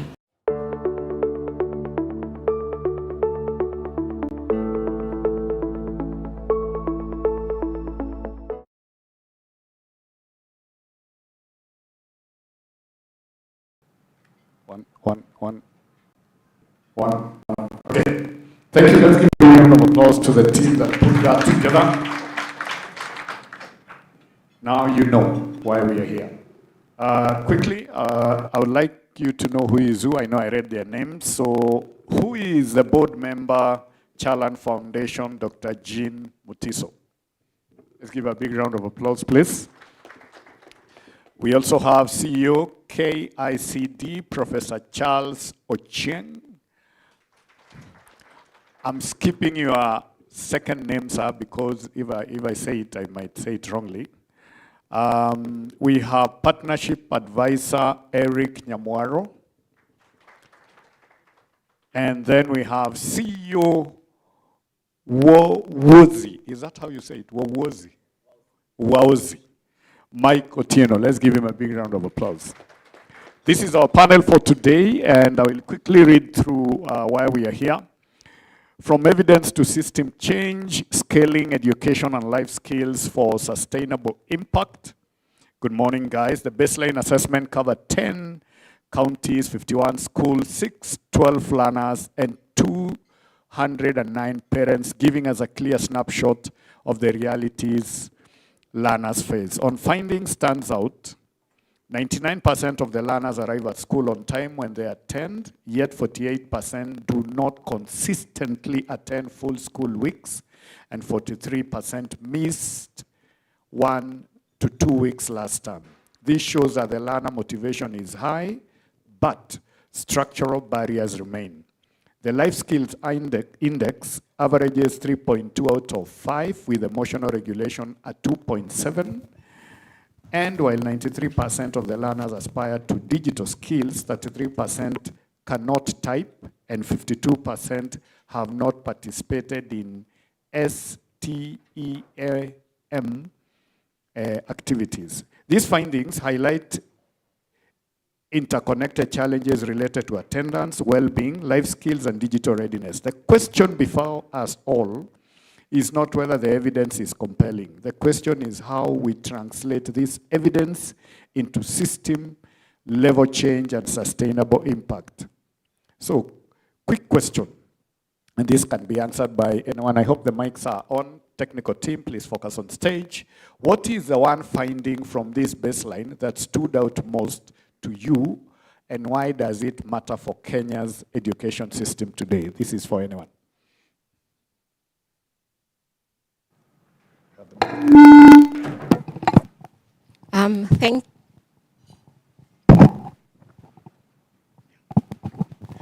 Thank you for giving me this opportunity to be on this panel with my fellow esteemed panelists.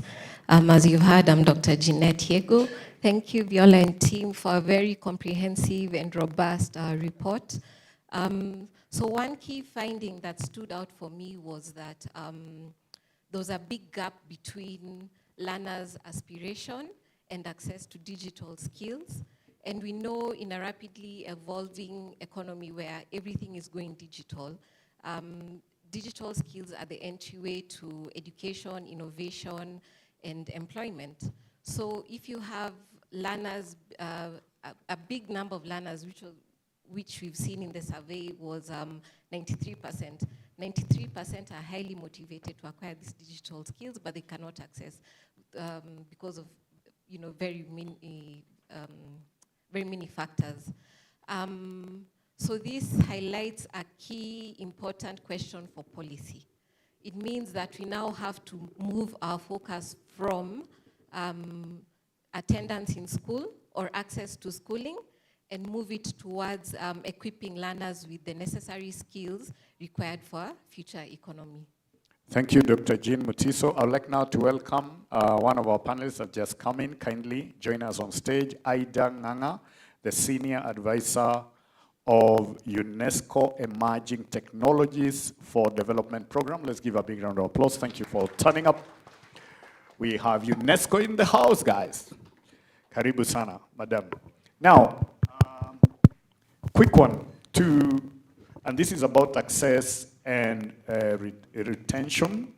Again, this one will go to Dr. Jeanette Yego. Yeah. The baseline shows that 48% of the learners do not consistently attend full school weeks, 43% missed 1 to 2 weeks last term, and 45% come from vulnerable households. From a policy and financing perspective, what system level shift could most strengthen, sustain attendance and retention of the vulnerable learners? Okay, thank you.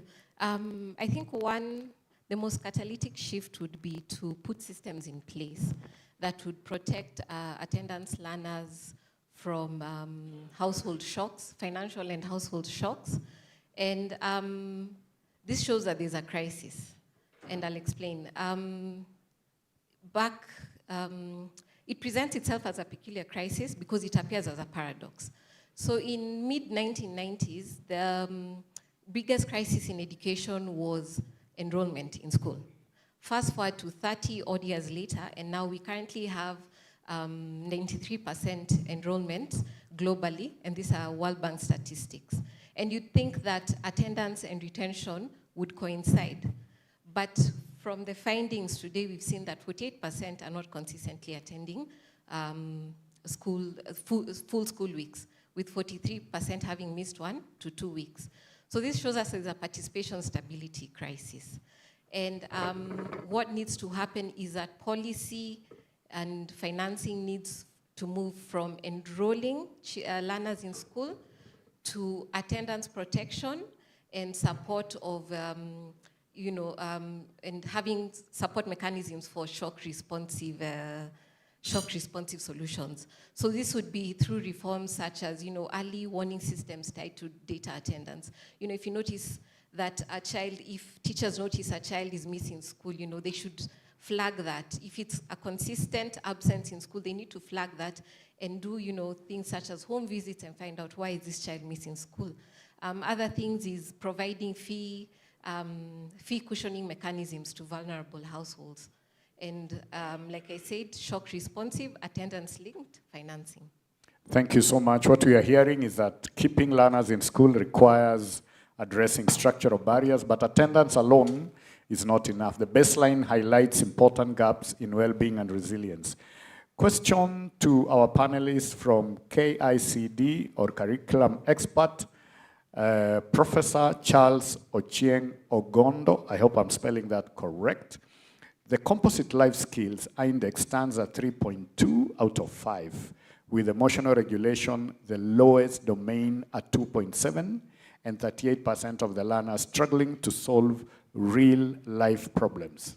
Question: how can life skills and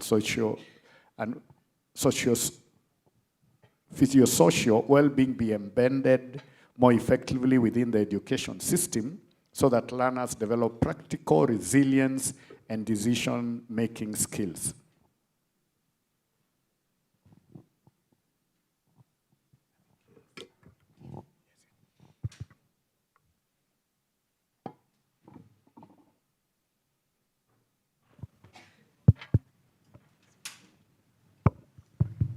Thank you very much, our moderator and the organizers of this forum. Ladies and gentlemen, as they say, all protocol observed, good morning. I always like to start this kind of engagement with saying what I do. Allow me, because that's how I earn my living. That's how I put... Very important. That's how I put food on the table. So the Kenya Institute of Curriculum Development, where I'm privileged to serve as CEO, is a government agency charged with the responsibility of developing curricular programs and curriculum support materials for use in basic education. Very quickly, also allow me to say, I think that Chalan Foundation is doing an extremely important complementary contribution to education. Again, that's related to what I do, and I see many of my colleagues in this room that I acknowledge. And I think I may not have another opportunity to say that the findings presented by Viola here reveal two things. One, how complex education is, that education goes far beyond the formal engagements that we do at school, but also reveals the fact that education is a phenomenon that concerns all of us. And if you think about the findings, parents, teachers, the entire community are involved, and even the video brings on board other players. Now, coming back to the question, so that the moderator doesn't accuse me of evading or being irrelevant. Life skills generally, emotional, social competencies leading to resilience and empowering learners to solve problems and make decisions is a critical aspect of our education globally, but again in Kenya this is a matter that we pay a lot of attention to. So the question basically is, how can we integrate life skills, let me just summarize it, life skills into, let me say, the education curriculum and strengthen learners' social resilience. It goes back to conceptualization of a curriculum. And I want to say that in our conceptualization of competency-based curriculum, this was one of the critical factors. If you think about the vision of the competency-based curriculum, it is about producing a learner who is engaged, who is empowered, and who is ethical. Let me take the empowerment bit of it. Empowerment basically means that we are talking about a learner who can take charge of themselves, who can take charge of their lives. And a competency in that curriculum that speaks to this empowerment is a competency called self-efficacy. So I want to assure the country and even this sitting that in the competency-based curriculum, 2-3 aspects have been integrated in every learning area, in every strand, every substrand, what we used to call topic and subtopic. One, that everything you teach, you must always think about how does this help the learner to address the day-to-day problems that they encounter to the extent that they can at their level, beginning from pre-primary level. So even if you're a pre-primary school learner, there are problems that you should be able to address with the competencies that you get at that level. So that's problem solving. Number 2, everything that is taught in the curriculum today must have a link to what we call pertinent and contemporary issues. What are the pertinent and contemporary issues facing the learner today? And the teacher is guided through the curriculum designs to be able to discern that which is relevant to the level of the learner that they handle. The study here was focusing on generally the secondary school learner, covering junior school and a bit of senior school. Junior school in particular is a level when learners face myriad challenges because it's the most complex stage of learners' lives from age 12 to age 15. And so the teacher should be able to discern what are the pertinent and contemporary issues the learner is likely to encounter at that level, and how does everything you teach, whether you're teaching religion or you are teaching mathematics or you are teaching language or you are teaching Kiswahili, what is it from what you have taught that can help a learner to address the issues affecting them? And lastly, so that we save time, values. Values are a critical aspect of the curriculum today. And life skills speaks to a lot of values, because if you don't imbibe the values, then you can't address the challenge. You can't develop social competencies. So everything that is in today's curriculum should be able to be taught. But allow me to just add quickly that besides what we integrate in the mainstream curriculum, one of the things we in this room and out of this room have a responsibility on is to educate the rest of the society that we have a duty to, as we interact with these learners as children as our sisters, as our brothers, that we have a duty to help, support, complement what these learners learn at school in terms of integrating these life skills into the learners' day-to-day interactions with the society. Thank you very much. Thank you. Let's give him a big round of applause. Professor Charles Ochieng. Digital skills and future pathways. When you mention digital, a lot of us get worried. Some of us are very happy. So it depends. So look at your friend and ask them, are you worried or are you happy? So the question to the following panelists, Mr. Mike Otieno, Mr. Eric Nyamwaro, and Ms. Aida Nganga. The baseline shows that learners are highly motivated to participate in the digital economy. In fact, 93% say they want to improve their digital skills. Yet the same study shows that 1 in 3 learners cannot type. More than half have never participated in STEM activities. And Mike, you'll tell us what that means. What is the meaning of STEM activities? And many schools have non-functional computer labs. This raises an important question about how we bridge aspiration and opportunity.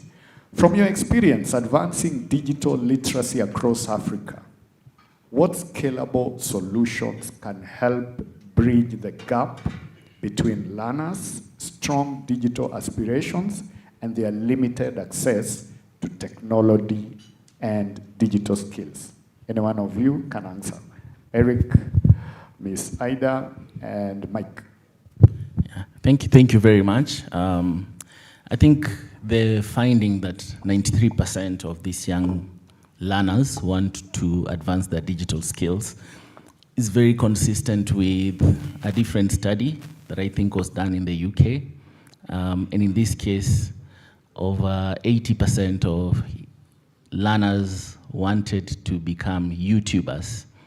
And this is more than the number of them that wanted to be doctors and teachers. I don't know if it's a crisis in the world or what, but it gives you a sense that with the advent of the digital world, a lot of these young people would like to participate and make meaningful impact in this world.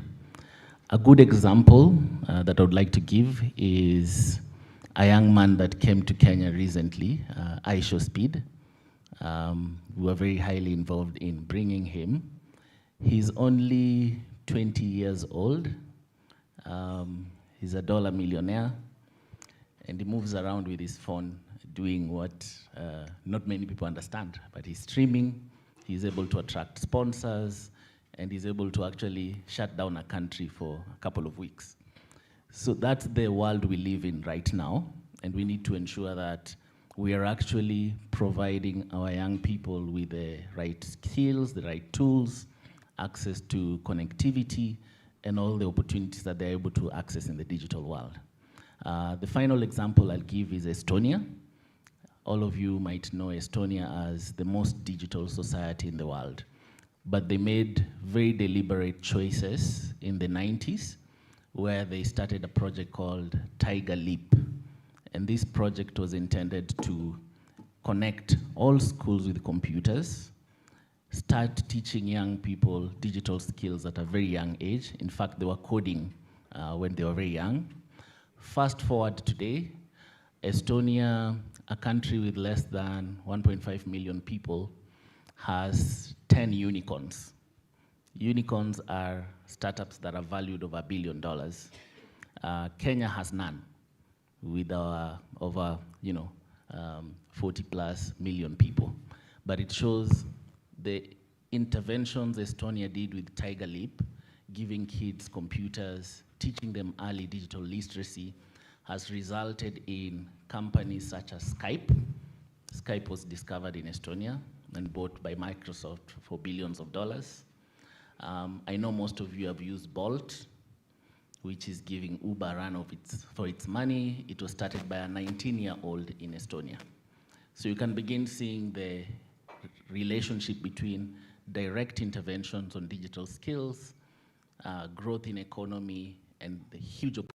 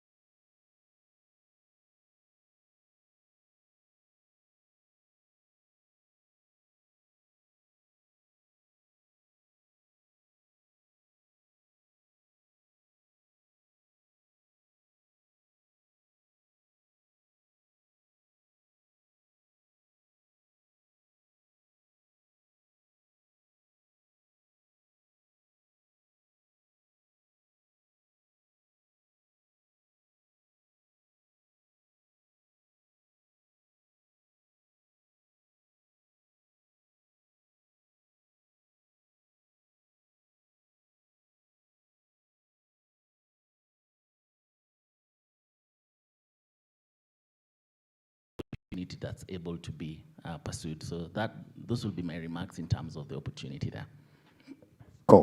UNESCO.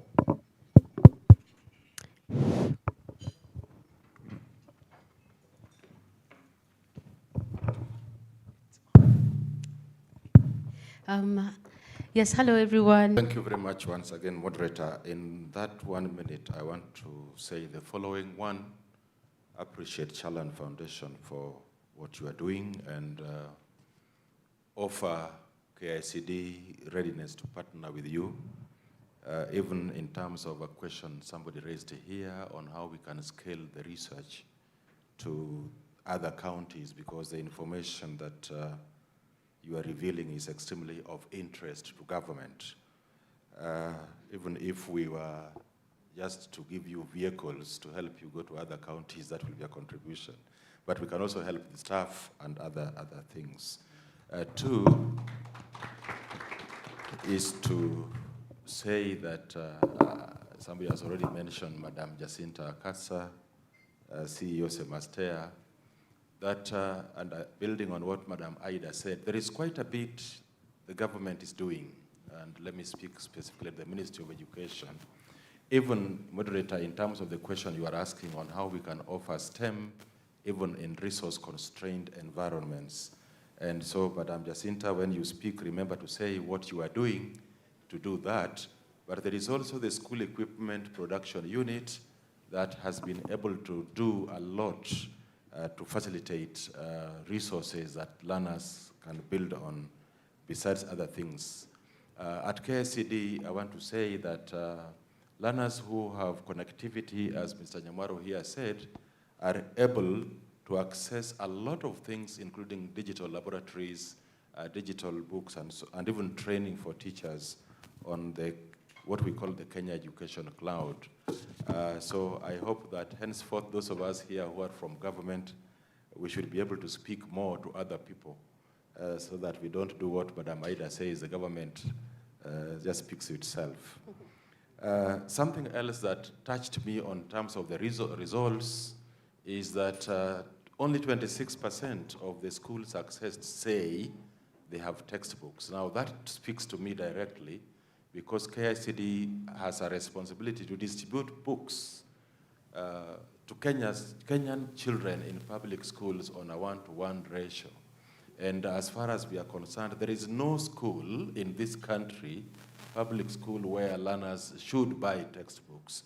The problem we normally have is that when we distribute books, like now we are distributing grade 10, schools don't tell us in good time that they are lacking those books and we need to reach them, because sometimes they are not in the database for some reason of the Ministry of Education. So to all of us here, like Nyamwaro here said, if you come across a school in your neighborhood that is a public school that has lack of textbooks, get a way of reaching the next sub-county director you can access, or speak directly to KICD to inform them about that. There is no school in this country that should be lacking textbooks on a 1-to-1 ratio. Finally, in the next few seconds, I want to appeal, and building on what my colleague here said, that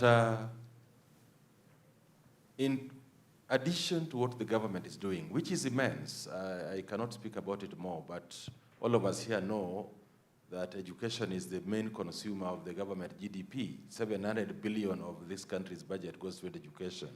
That goes to the child. However, the child is yours, the child is mine. So all of us here have a responsibility to support what education is doing. So these days, as I approach my retirement, I normally challenge all of us in forums like this. When is the last time you visited your nearest school, and what contribution did you make? Did you even contribute an old desktop to help these children start to build skills on digital literacy? So Chalan is leading by demonstrating that communities, organizations out there can support government initiatives. Please, in your own small way, let us support government initiatives in enhancing access and in particular life skills to our learners. Thank you very much. Okay, thank you so much, sir, for that. You have made me think. This issue is being raised a lot, and when you see something coming up a lot, you know it's time. It's time for that message. That's how you say it. So this message of what are you doing? I'm hearing it a lot. I'm also challenged. I'm happy that I started engaging a community at home, but that is a very good question. What are we really doing? If the school next to your home, and here we are even on global panels. And some people here are some of the most brilliant, because I know Kenya. Some people in this room, the brilliance I know is amazing. But what you're doing does not have to be about the gap. There are other gaps that the community knows. Even you know. So we can help Chalan Foundation by even saying there are some other gaps. You can add on to that. You know, a document should be a living document. If it's dead, you have started off dead, there's a big problem. I can tell you that for sure. This report should be living, meaning that everyone here is a stakeholder, is a partner. You should be adding to it. Don't go away. We all work together. So that what you know, it could be in an area which is not even talked about. Maybe it's taboo, like mental health. Maybe even you are suffering from mental health. Me, I have suffered. In fact, I still am. I'm bipolar. I'm sorry. I'm not ashamed. But the reason why I'm not ashamed is because it was destigmatized within the last 5-8 years. So what happened to the people who are suffering before that? Nyinyi. Sasa sunaona. There are people who have suffered. The most brilliant, in fact, have suffered. Those are the people who we should be. But the youth do not have to suffer. Ni sawa tu poleni kwa sisi na wengine. But the young people don't have to suffer.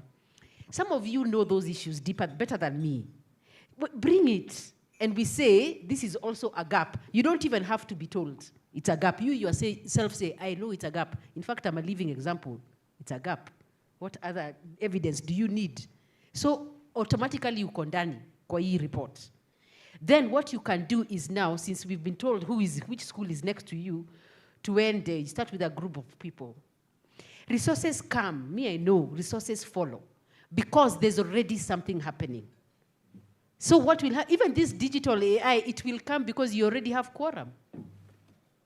So these are the things begin with. Some people have skills in other areas. I'm not savvy, but those are the skills you begin with. You even go and give a talk. And I hear there are some politicians who even have foundations. Tell them, I don't care about your political aspirations. I will help you. Me, I have the skills. We are not competing.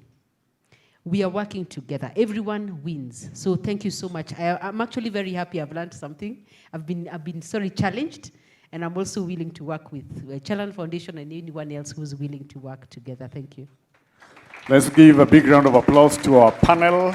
We had Dr. Jeanette Mutiso, board member, Chalan Foundation. Thank you so much as you step down. We had Professor Charles Ochieng, CEO, KICD. Thank you so much. We had Eric Nyamwaro, Partnership Advisor. And we also had Ida, Senior Advisor, UNESCO Emerging Technologies for Development Program. If somebody can put up this podium as I talk. And we also had Mike Otieno, CEO of WOZI. Let's give them a big, big round of applause. Again, please, I know you would have wanted to ask them questions, but go back to the program on the table, flip it, send those questions through that QR code so that we keep on engaging. Right now, it gives me a lot of honor before I call the next person. So Genevieve Tion, stand by, I'll be calling you after this. I'd like to recognize the people who have partnered and continue partnering with Chalan Foundation. We have the State Department of Economic Planning. If you are representing that organization, just raise up your hand, please. We have KEMRI. We all know who KEMRI are. Okay, if you're part of that. KEMRI is right there. Thank you so much. We can see them. We have SEPU. If you represent SEPU, thank you so much for being here. The Standard. If you're here from the Standard, please raise up your hand.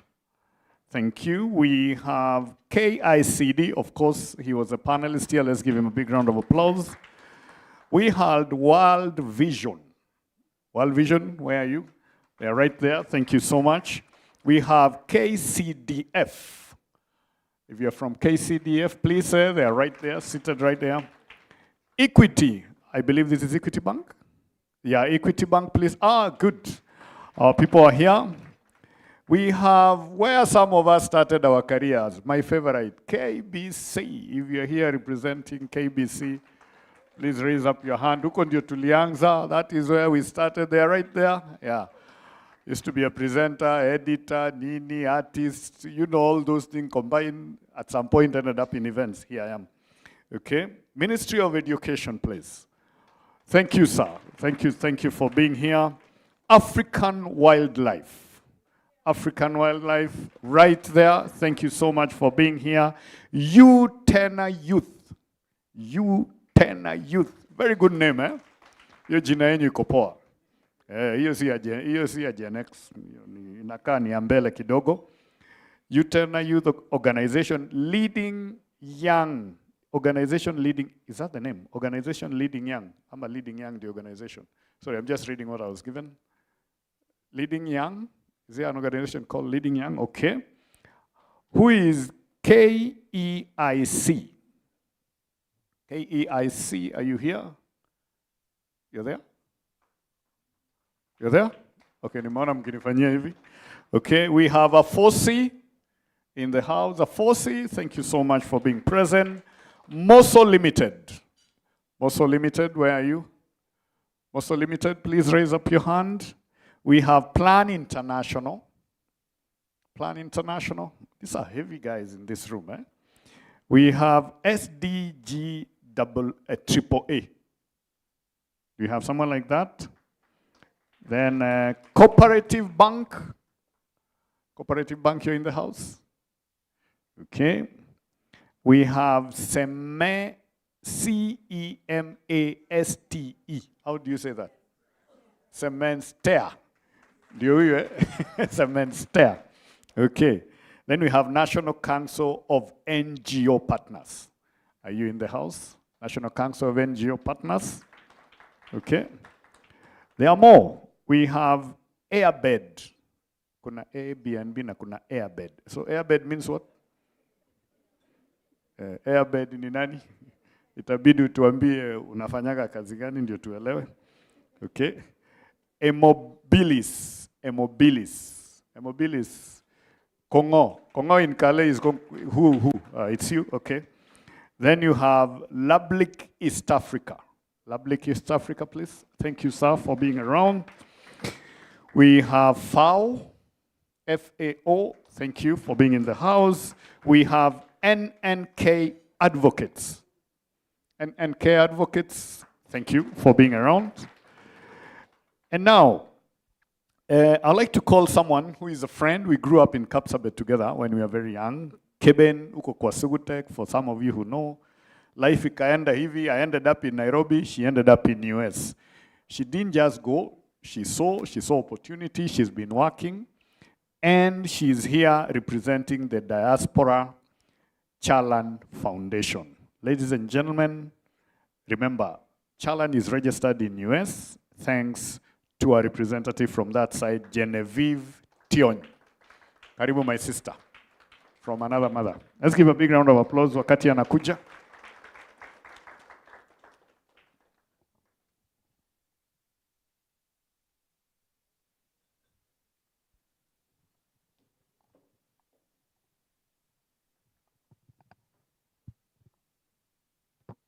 Good evening, everybody. Good morning.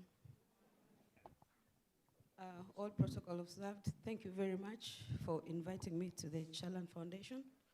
It was a short notice, but I made sure I'm here. Thanks to the friends who insisted that I must come for breakfast. So I came more for breakfast and to meet all of you. So I'm so happy.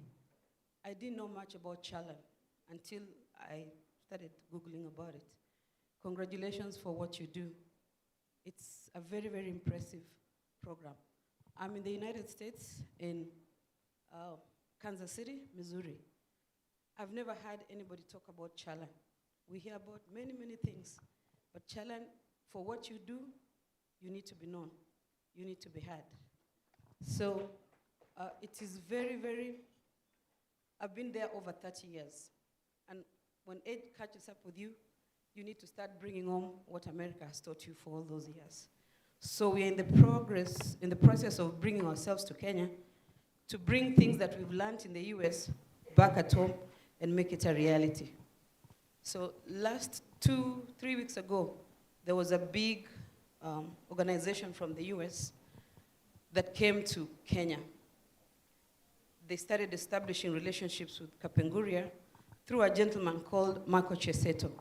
He took the program from US to Kapenguria. Right now, they have a hub. They have a solar-powered, satellite-connected digital hub, the one and only that I've seen in Kenya. They have over 30 computers. They've built a school. They've empowered the youth in Kapenguria, very arid area. So the youths there are working from Kapenguria for American companies. You can imagine, very beautiful. And it's a very private organization. So when I joined them and worked with them, I asked them, why did you go to Kapenguria? And they said, we try to go places where they are far from reaching digital success stories. If you're in Nairobi, you have a lot of things. If you're in Kisumu, you have a lot of things. Eldoret, you have a lot of things. But in Kapenguria, it's so far that the children there need a lot of technology. So they went and started there. So I tried to convince them and told them, can you expand? They're only in 2 countries. They're in Kenya and Haiti. So I tried to tell them, can you come to Kenya and empower the same places in different parts of the country? Finally, I met with some people here. We spoke, and when they met these people, we'll tell their names later, they accepted they'll come to Kenya. We are not going to reinvent the wheel. Chalan has already set the base. So ours is to connect what Chalan has done with what that American company has done and put it together. And it will expand and work better. Last year, most of us being in the US, we tried to see what we can bring from there to Kenya. So last year, there was also another American company that told me, we are going to Kenya. Since you're a Kenyan, can you take us to Kenya? And I said, why not? They bought me a ticket and we came. They were traveling to help very disabled children that really don't have resources successfully here in Nairobi. And they did. They did quite a lot of things. What I'm trying to say is there's a lot of foreign companies, foreign NGOs, or let me be precise where I live, American, that want to come to Kenya. They want to assist Kenya. They want to work with you, but how do we go about it? I met a school superintendent also who went to school in Ghana, but he lives in the state where my children go to school. And he asked me, I want to go to Kenya. I want to send books to Kenya. I want to set up something so that all these students in my school district can donate school stuff and take it to Kenya. I surely agreed. I came to Kenya. I tried to meet people who can facilitate these and say, okay, there's somebody who wants to bring things. They want to bring, help people in Kenya. It's got to be a government process. So we ask that anytime we give an idea, it's not coming from us. It's coming from people who want to see Kenya succeed. Kenya, everybody loves Kenya. They want to be part of Kenya. Somebody mentioned High Speed here. You can see what he did in Kenya. So Kenya is one of the countries that a lot of foreign people want to come to visit, to invest, to do a lot of non-profit organization. So Chalan, you have done a great job. I've seen what you've done. We would like to partner with you. We would like to set partners with you in diaspora so that we can go step by step in doing so many things. Instead of starting an NGO, we're not going to reinvent the wheel. Let us deal with what you have. Let us go with what you already have in terms of digital literacy. Somebody spoke about the youth. They're not, what do I say? They don't have to be seen. Just give them a laptop and you'll see what they can do. They can work miracles. So the most important thing is if you set up digital hubs here in Kenya, they can work for foreign countries in so many ways, be it in social media, business, and all that. So with that all said, Let me thank all of you. I'm so impressed with Chalan, what you've done. The presentation was great, the participation was good, and we hope going forward we shall work together. Thank you very much. And Chris, thank you very much. This is my childhood friend. We grew up together. Thank you. Good to meet you. Thank you, Chalan. Alikuwa amepotelea States. Ndio huyu tumekuja tukakutana after very many years. I missed one or two people that are also represented here. We have the State Department of Youth Affairs and Creative Economy representation. Do we have someone? Yes, sir. Karibu sana. Karibu sana. They are just based here in Talanta Plaza, and they are the guys who are hosting Safari Rally right now. Yeah. So big. You've been doing amazing work, sir, on behalf of the entire leadership there. We have Safaricom. Anybody from Safaricom represent? Ah, great. My sister there is right there. Thank you. It's good to see you. It's been a minute. I must say, Safaricom taught me events. I was the head of events for Safaricom through an agency I was working for 4 years. And if you can handle these guys, you can handle anything. These guys, they do 10 events in a day, days of Bob Colmo. And all of them have to work. No wonder you are where you are. So right now, I'd like to call Bwana Ezra Yego for call to action. Ezra, you're here. Karibu sana. Let's give him a big round of applause. Ezra, as you come. Yeah. Karibu.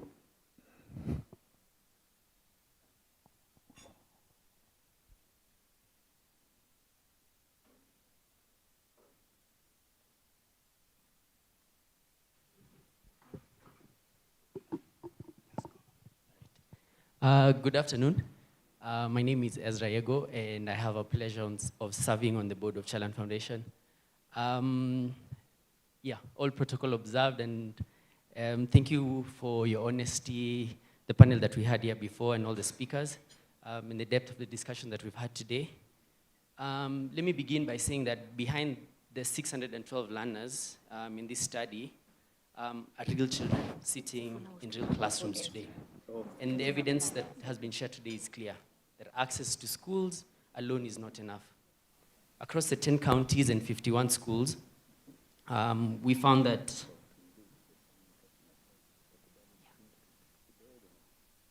So we've taken a bit of time. There's someone who is catching a flight. You will allow us to just let him come do it. Usikae mbali, utakaa tu hapa. So kindly, I'd like to bring in Mr. Nelson Sifuna, representing the Ministry of Education. Let's give him a big round of applause, sir. Karibu sana.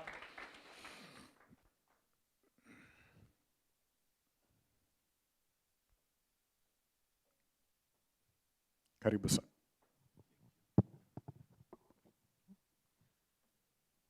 Good morning.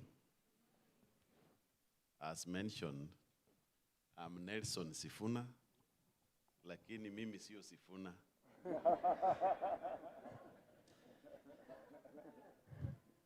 I'm here to represent the Principal Education, Professor Bitok, the Principal Secretary, Minister of Education.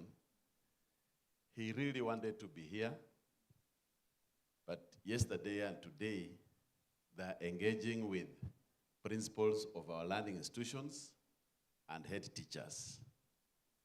And I'm happy that the major discussion they're having, led by the head of public service, Felix Kosgei, is on extra levies. That is one of the findings I've seen here.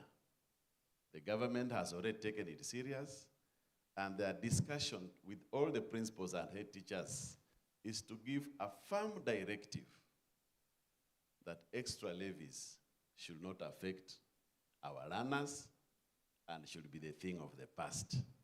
So I'm happy that as I come, I've already read the findings, and even before they are rolled out, the government is already taking action.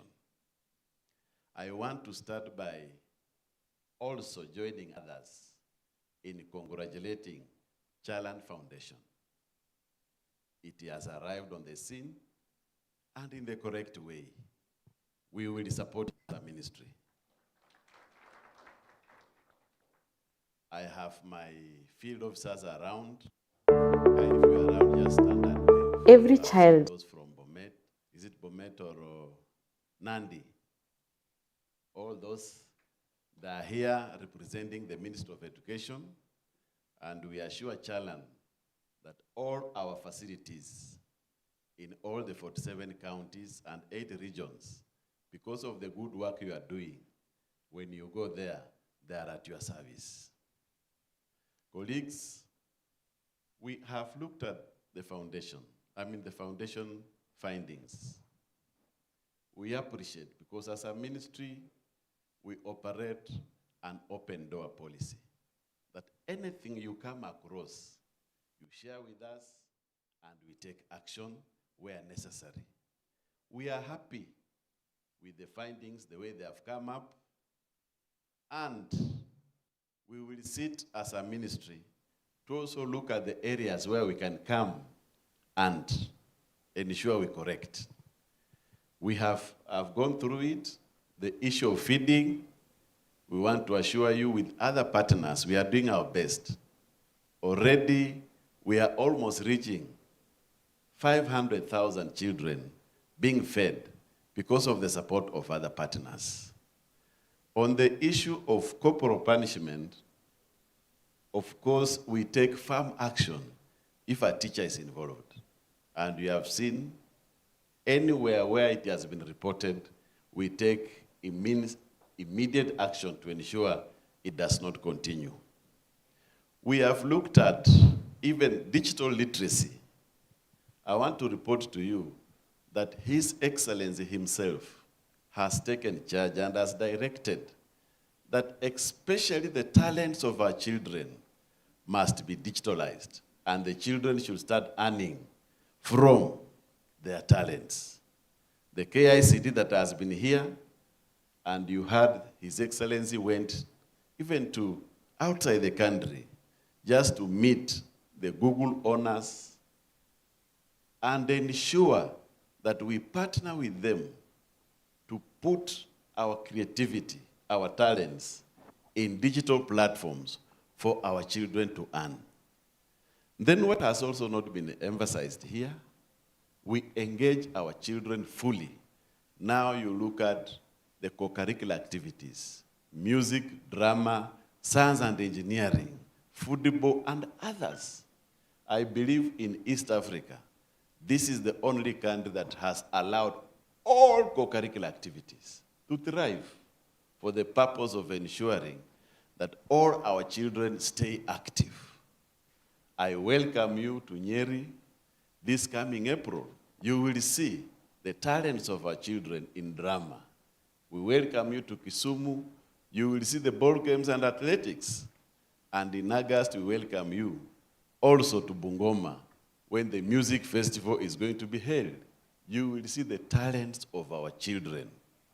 Of course, that is why we even changed the system to competence-based education, so that we focus more on the child, and also we focus on their talents.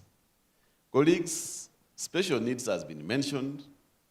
As a ministry, we are putting up measures to ensure we integrate and incorporate our special needs children. Even as late as yesterday, we were able to approve a scheme of service so that we recruit learner assistants, learner teacher assistants, to ensure these children are also given a fair opportunity to participate in the education programs. Looking at Chalan and their areas, they are there for us in education. All of you partners who are here, the door is open. Our CS and our PS has instructed that any partner who comes, we give you a red carpet to ensure we support you. And you are going to learn. We are here to assure Chalan that all their programs, they will receive total support from us. Thank you, and God bless you. Thank you so much, sir. Back to call for action. Thank Thank you, and sorry for the interruption, but I don't know any Gen Z utakop.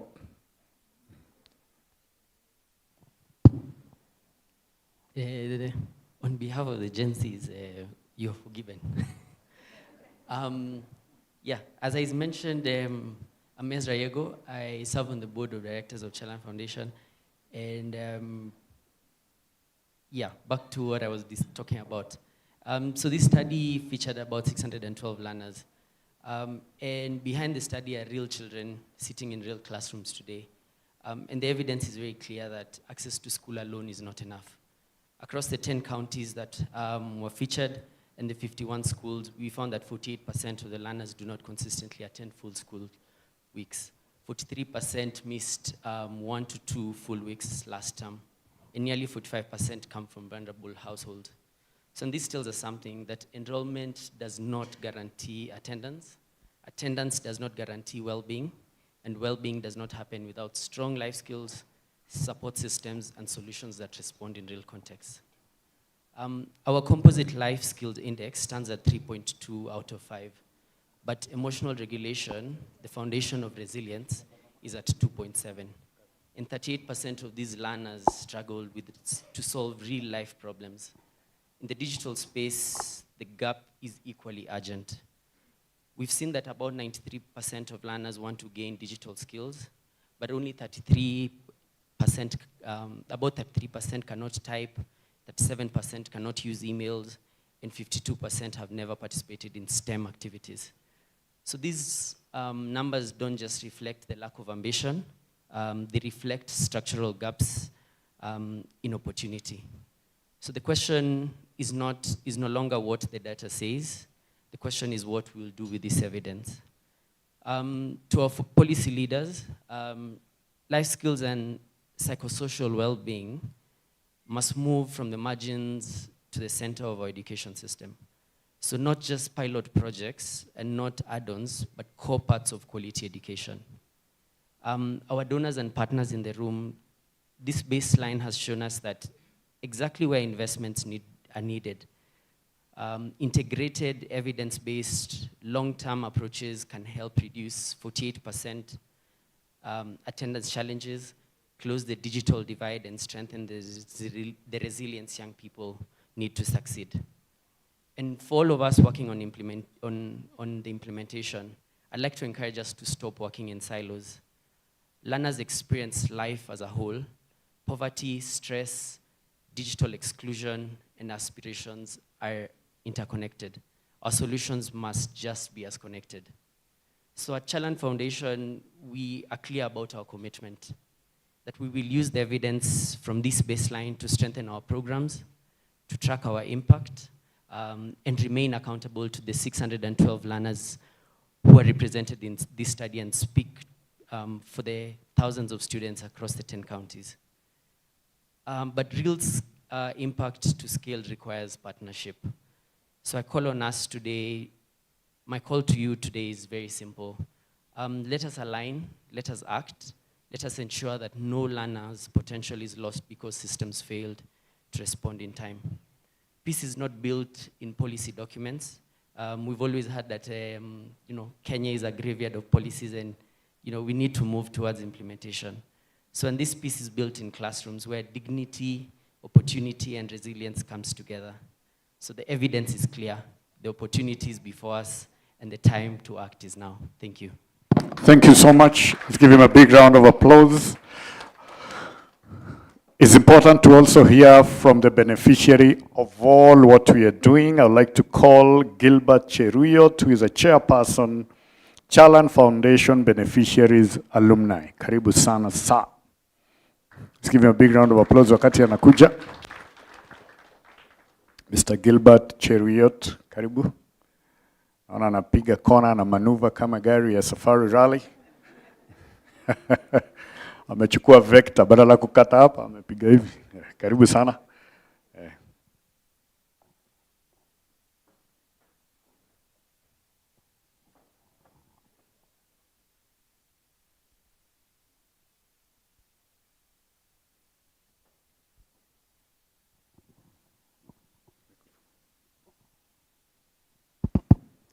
Okay.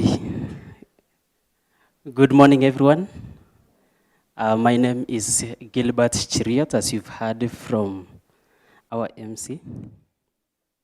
Allow me to ride on the already established protocol. I am one of the beneficiaries of Chalan Foundation, and since its inception, I have been there for that great time. So it is a great honor and privilege for me to stand before you during this important stakeholders roundtable meeting organized by the Chalan Foundation. I would like to begin by expressing my sincere gratitude to everyone present for taking time to join us. Your presence here demonstrates your commitment to the well-being and empowerment of our communities. Today's meeting is very important because it brings together different voices, stakeholders, partners, community representatives, and beneficiaries to reflect, learn, and strengthen our collaboration. Development is most effective when it is done together.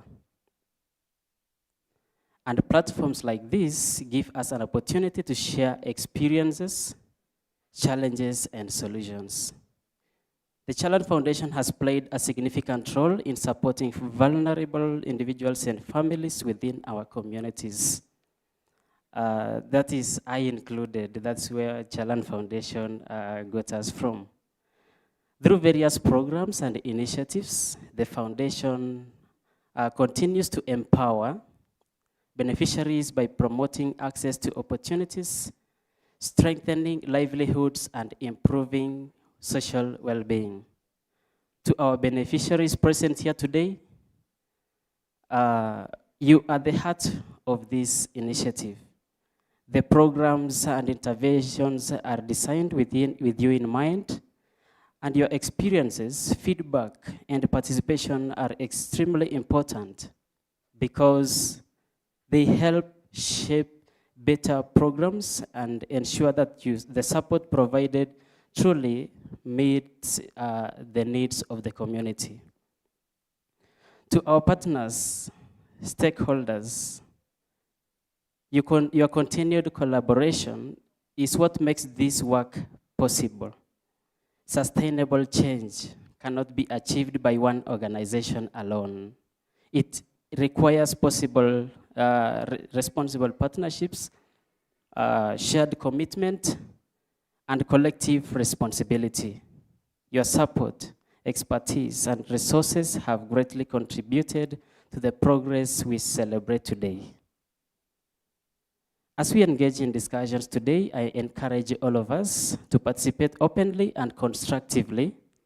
Let us share our ideas, and then highlight our successes, what we have achieved, and also address the challenges we continue to face. Through dialogue and collaboration, we can identify practical solutions and strengthen the impact of our work.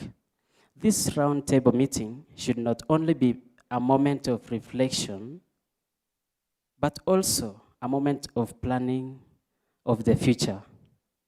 Together, we must continue to build strong partnerships, support community-driven initiatives, and ensure that our beneficiaries continue to grow, thrive, and become self-reliant. In conclusion, I would like to once again thank the Chalan Foundation, our partners, stakeholders, and all beneficiaries for your dedication and commitment. Let us continue working together to create a better, more inclusive, and more empowered community.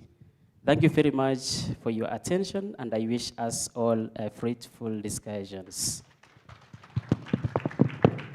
Thank you so much, alumni and the beneficiary of all the work that all of you guys are doing.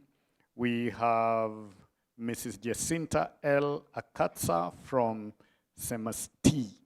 I hope that's how you say it, or is it Semastia? Semastia. Some of us tunapenda chai, that's why.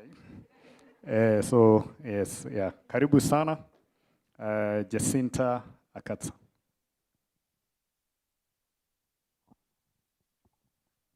Thank you very much. All protocols observed. Distinguished ladies and gentlemen, good morning. My name is Jacinta Akatsa. I'm the CEO at the Center of Mathematics, Science and Technology Education Africa, otherwise abbreviated as CEMASTEA. I'd like to take this opportunity to sincerely thank the Chalan Foundation for this invitation. It's a great opportunity. You've been able to bring us all together, and we are really completely overwhelmed by what it is that you're doing for this country and for the vulnerable children in this country. I also want to say that as I was sitting there, actually I'd prepared something and I've actually abandoned it, and I've said, let me talk from my heart today.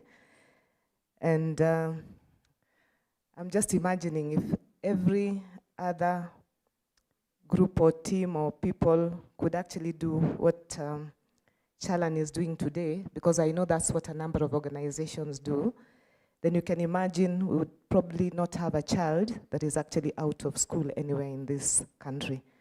So one time Wangari Maathai said that sometimes it's like a hummingbird that is trying to put out a forest fire, you know, on its own. But I think if we had millions of such hummingbirds, the impact would be great. And I think that is what we are doing together here.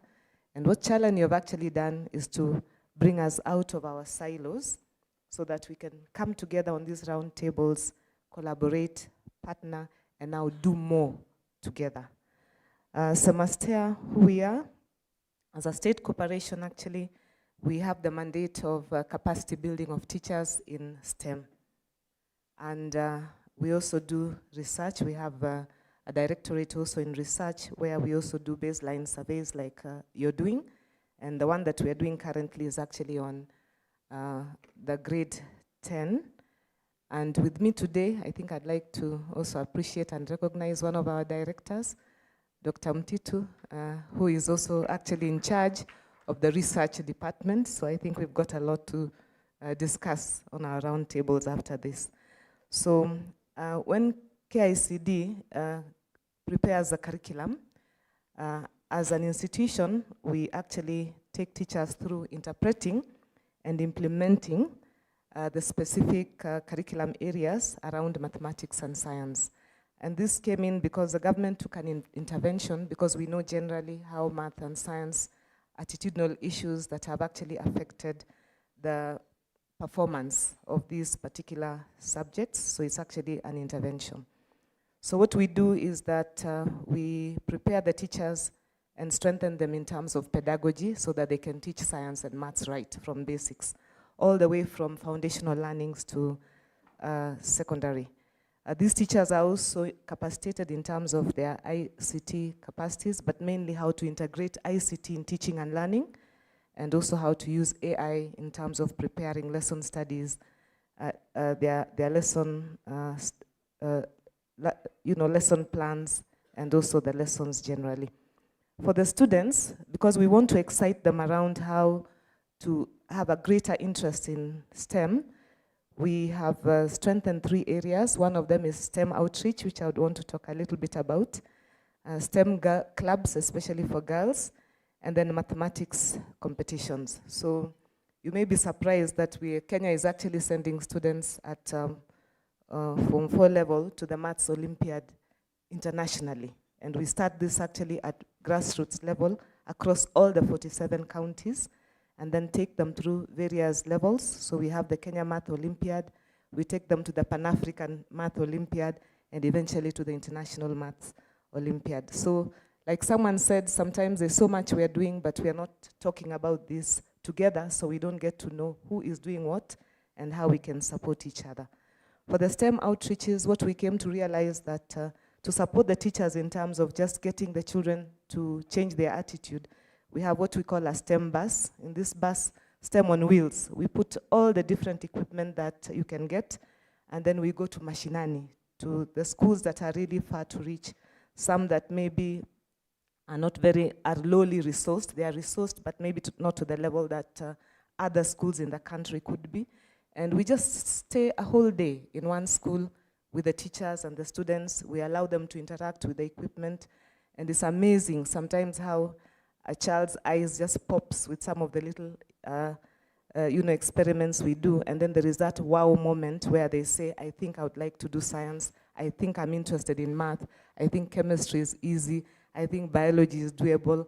And I would want to maybe take a STEM path in terms of careers. Last week we were in Bungoma. Next week we are going to Taita Taveta. And I think as we sit around our tables, I'm wondering which other schools are you working with as Chalan that we can actually collaborate with and get to see how we can do more together. The idea is to try to decentralize what it is that we are doing. We've tried it out for 3 years, and we are thinking, how can we partner so that we can actually scale this? Who can come on board so that these activities that we are carrying out are actually at maybe the county level or that level where few schools, one school can be like a center of excellence if there is already one. How do we support such a school so that neighboring schools can come and actually get involved in the activities? I've looked at your pillar number 5 and also the program number 5, and it speaks to exactly what it is that we do, and I know we can do a lot here. SEPU is also in the house. This is Science Equipment Production Unit. We work together also. We have a collaboration because they prepare simple science kits and mobile labs that actually also put into the classrooms. So where maybe labs are a challenge or labs are not very strongly resourced, these can become resources that the schools can be able to use. And I think it's important that we get to know one another and we also get to see how we can leverage on each other. We are also in the process of developing virtual labs, which we hope will also come in and close that gap where children can actually do science experiments online, either using the phones or other equipment that are available to them at the school level. So is STEM education important? Do you think STEM education is important? Why is it important? I decided to ask Meta AI, and let me share with you what it said. So it said, STEM education is like the fuel for a country's growth. And here is why. It drives innovation. STEM skills, science, technology, engineering, math, help create new solutions, products, and industries. It boosts economy. STEM fields often are the areas where we can actually also grow. Social solves local challenges. STEM-trained minds tackle issues like healthcare, agriculture, and climate change in contextually smart ways. We have seen how climate change is affecting even our weather and rain patterns in this country. So how does problem solving help us around here? Global competitiveness. Countries with strong STEM education tend to lead in technology, research, and innovation. Think of countries like South Korea or Singapore. Heavy STEM focus means rapid development. And I think this is why, Chalan, you have probably looked at the two pillars, the pillar on number 5 and also the program number 5, and this is visionary indeed. So in Kenya's case, STEM education could drive also technology in terms of innovation, improving farming techniques, and grow industries in various areas like uses of renewable energy. So what do you think? Is STEM education a priority in Kenya's growth plans? And that is what government has guided us, directed us, and given us institutions that can readily work and partner with you. Thank you very much for listening to me. Thank you so much. I'd like to invite my colleague, co-MC, Dr. Lois Rono, to carry on for the rest of the program. I have to rush to Naivasha. We have a flag off happening, so karibu sana. Let's give a big round of applause. Thank you so much, everybody. See you in the next event. Asante. Thank you, thank you, thank you. Chris, It's really been nice to have you.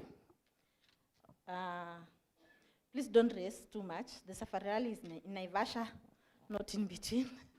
Thank you. It's my pleasure to take it up from where we are. We are not far from closing, and it's my joy really to also recognize in our midst a representative from National Gender and Equality Commission, led by Commissioner Caroline. Thank you. Also, all our guests, we keep recognizing as we go on with our program. From now, I'd like to invite our board chair, Honorable Festus Terer. Honorable Festus Terer is a magistrate in Children's Court, and he is the board chairman of Chalan Foundation. Karibu, board chair. And while he's walking in, allow me to appreciate the Chief of Staff to AGRA President, Ms. Thule Lineye, who has just left because of other commitments. We truly, truly appreciate. Thank you, Chair. Karibu.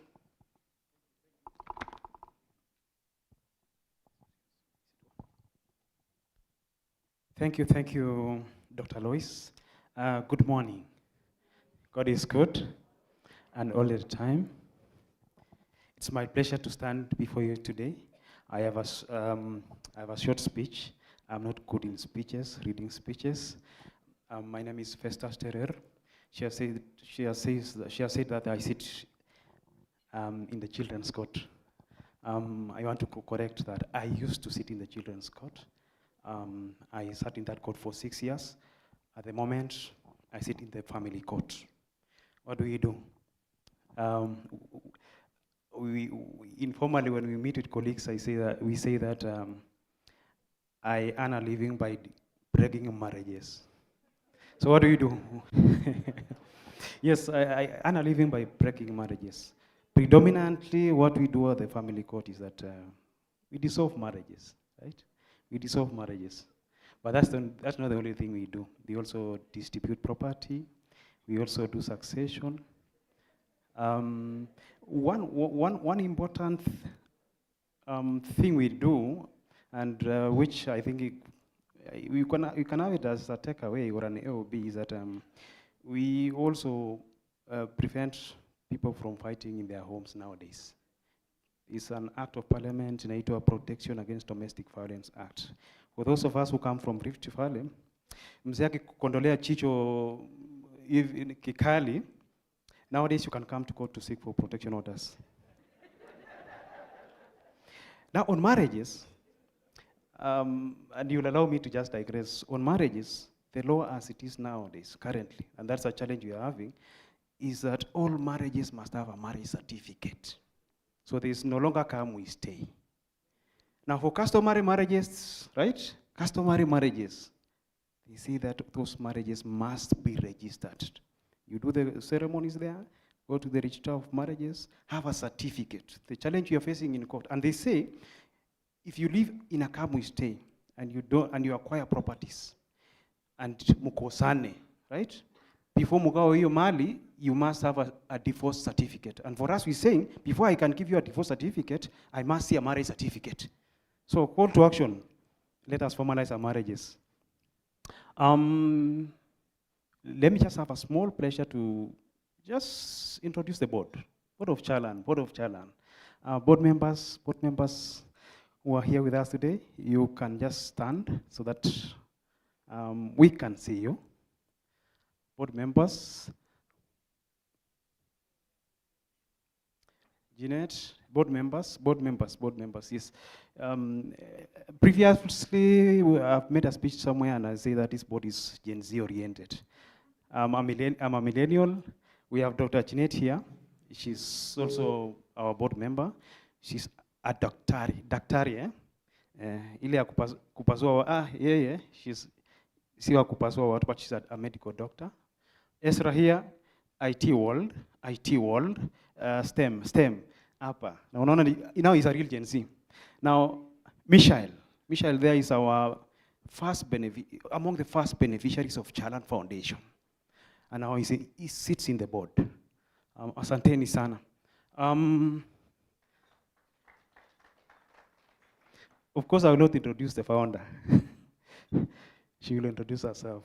Now, distinguished representatives from governments and development partner organizations, fellow board members, the leadership and team of Chalan Foundation, our partners, invited guests, ladies and gentlemen, good morning. I hope it's still morning. On behalf of the board of Chalan Foundation, it's my pleasure to welcome you and to thank you for joining us today. Your presence here reflects a shared commitment to strengthening education and expanding opportunities for young people across our country. Today's gathering is an important moment for the foundation. It gives us the opportunity to reflect on the realities facing learners in our communities and to think together on how we can respond more effectively. As the chairperson and member of the Chalan Board Foundation, one of our responsibilities is to ensure that the work of Chalan Foundation remains grounded in both purpose and evidence. Strong organizations are built not only on vision, but also on willingness to listen, learn, and adapt. The baseline survey we are discussing today is part of that commitment. It helps us better understand the environments in which learners are studying, the challenges they face, and the opportunities that exist to support them more effectively. It also reminds us that education is influenced by many factors beyond the classroom: family circumstances, well-being, mentorship, and access to opportunities that prepare young people for the future. For Chalan Foundation, this reinforces the importance of taking a holistic approach when supporting learners. It also reminds us that progress is only possible through partnership. The challenges facing young people today cannot be addressed by any single institution. Emphasis: the challenges facing young people today cannot be addressed by only one institution. It cannot be addressed by government. No. They require collaboration between educators, communities, government, development partners, and organizations like ours. The Board of Chalan Foundation sees today's dissemination not as the end of a research process, but as the beginning of deeper conversations on how we can work together to better support learners. In a moment, we will hear from the founder of Chalan Foundation, who will share the story behind this work and what the findings mean for the learners we serve. We hope that today's discussion will inspire new ideas, stronger collaboration, and shared commitment to ensure that every learner has the opportunity to succeed. Emphasis: every learner has that opportunity to succeed. Thank you once again for being here and for supporting the mission of Chalan Foundation. And I once again say, thank you so much.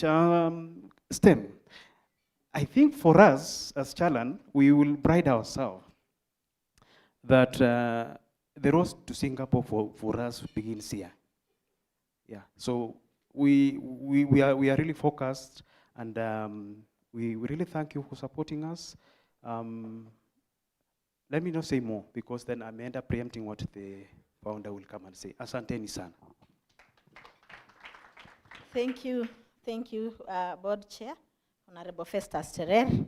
And allow me to introduce Ms. Husna Mubarak, who will give a keynote address on behalf of Ms. Farai Zimudutsi. I hope I have not mutilated the name.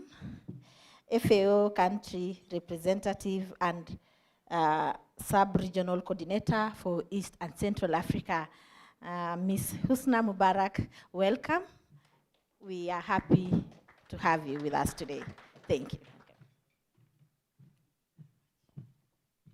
Good morning. I hope it's still, yes.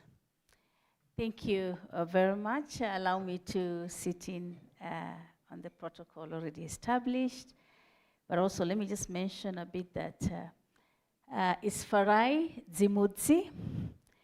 Unfortunately, she could not be able to make it here. She had to leave the town this morning for another assignment. All in all, I'm here to represent her, and thank you so much for inviting FAO to this.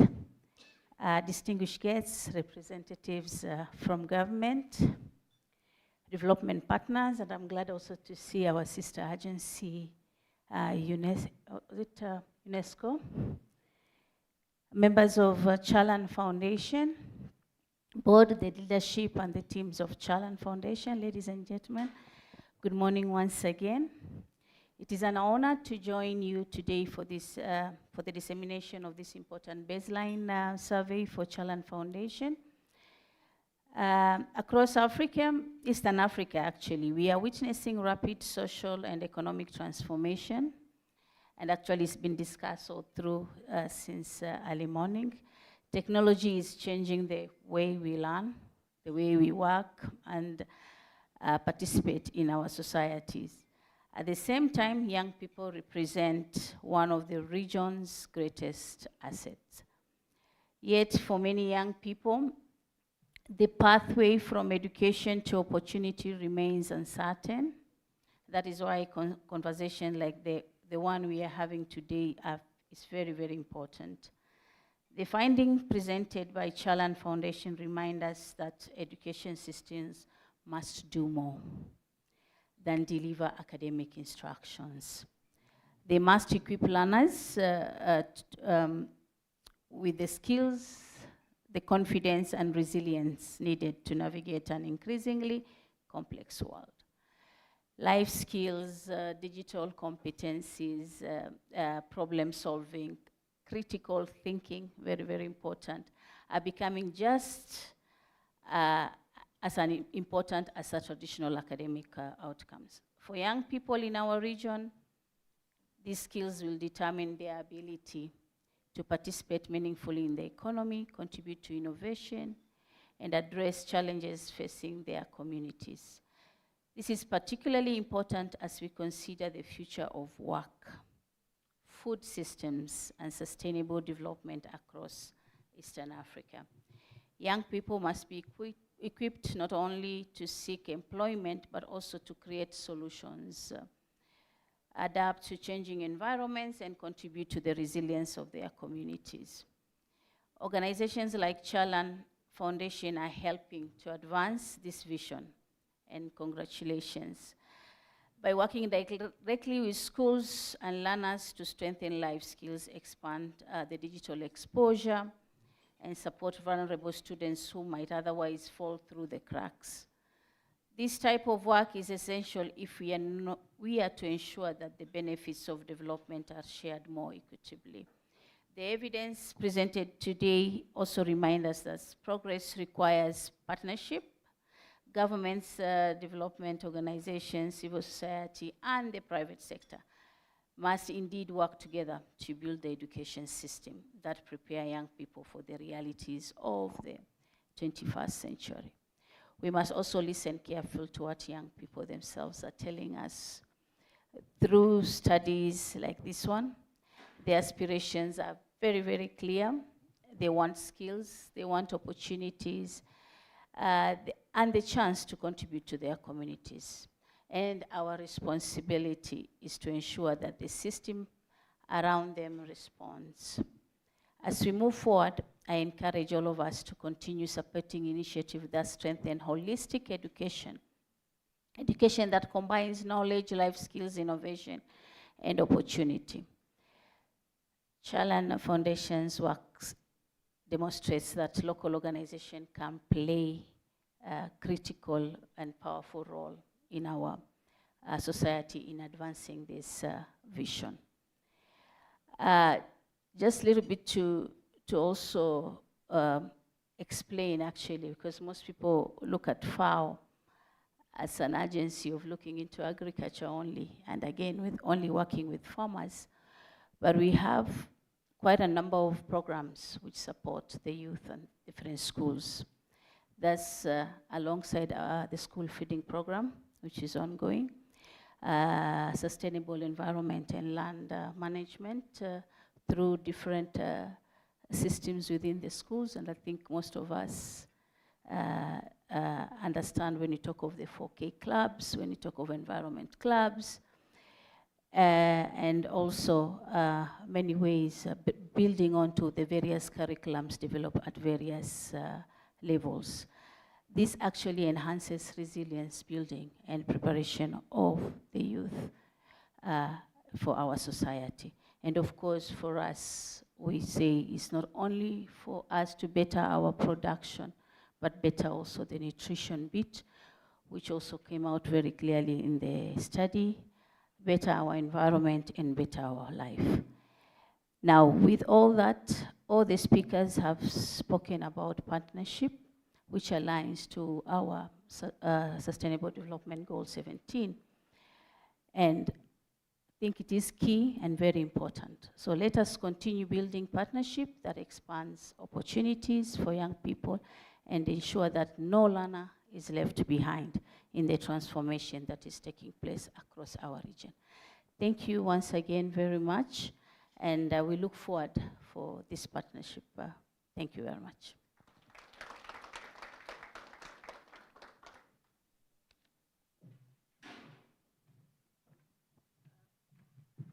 Thank you. A round of applause again for Ms. Husna Mubarak. Thank you, and we are really moving very well. At this juncture, as I invite, in a moment, invite our PS, State Department of Acid and Semi-Arid Lands, Honorable PS Kelo Harsama. Allow me to give one short story of this girl in Samburu. We went to visit one of the beneficiaries of Chalan Foundation, and this girl goes to school in the morning, and in the evening, they don't have a home to go. They go to Maralal, to the streets. We were touched by this girl, who is representing one among many in that school. It's a school so close to the town of Maralal. So Chalan Foundation came in, not only to support in matters, paying school fees for them, support, but also did a dormitory with support of other partners. And I see this replicating in so many other counties, especially ASAL counties. I'm saying this, Bwana PS, because Turkana, Samburu, Laikipia, and the rest are in ASAL, and as Chalan Foundation, their education, there are more barriers to education than is in other places. Like others where we go and find half of the class are expectant. The girls, you saw the way Madam was talking about, is this a mother or a student? So PS, we really, I'd like to invite you on stage to give your remarks and as we progress in this. And let's give a round of applause for our PS, Honorable Kelo Harsama, PS Asals, to give speech on the same. Thank you, PS.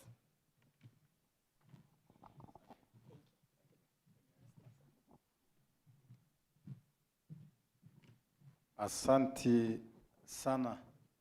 The chairman and the board members, the directors of Chalan, and friends, I believe all of you who are here, including myself, are friends of Chalan. Good morning. Yes, it's a very exciting day for us. Since morning, listening to what Chalan wants to do, listening to testimonies of what Chalan has done, listening to very good plans Chalan wants to take to 10 counties in Kenya. It's a very, very great things we have been exposed to since morning. It is, I can say it's a day well spent for us. And at this point, I want to congratulate the Chalan Foundation for a very good job they are doing in the 10 counties in Kenya. We are very proud of this. It's not a simple thing. First of all, even to think about a foundation, to think about what to do for the people who are very needy in this country. And it is also not very simple to implement and achieve them. I've been in high positions for many, many years. And whatever you want to do, you want to plan, takes a lot of your energy, takes a lot of your effort, a lot of your time. So we want to congratulate you for going this far. It's a very big achievement. I am here in 2 capacities.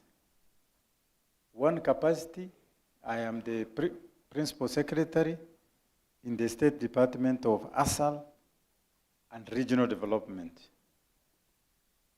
I am also a son of a pastoralist community from Marsabit, who has experienced all these problems we have been hearing since morning. So I'm here in solidarity with people who are undergoing these problems. I'm here in solidarity with children who face the challenges we have been told here since morning. And you know, somebody was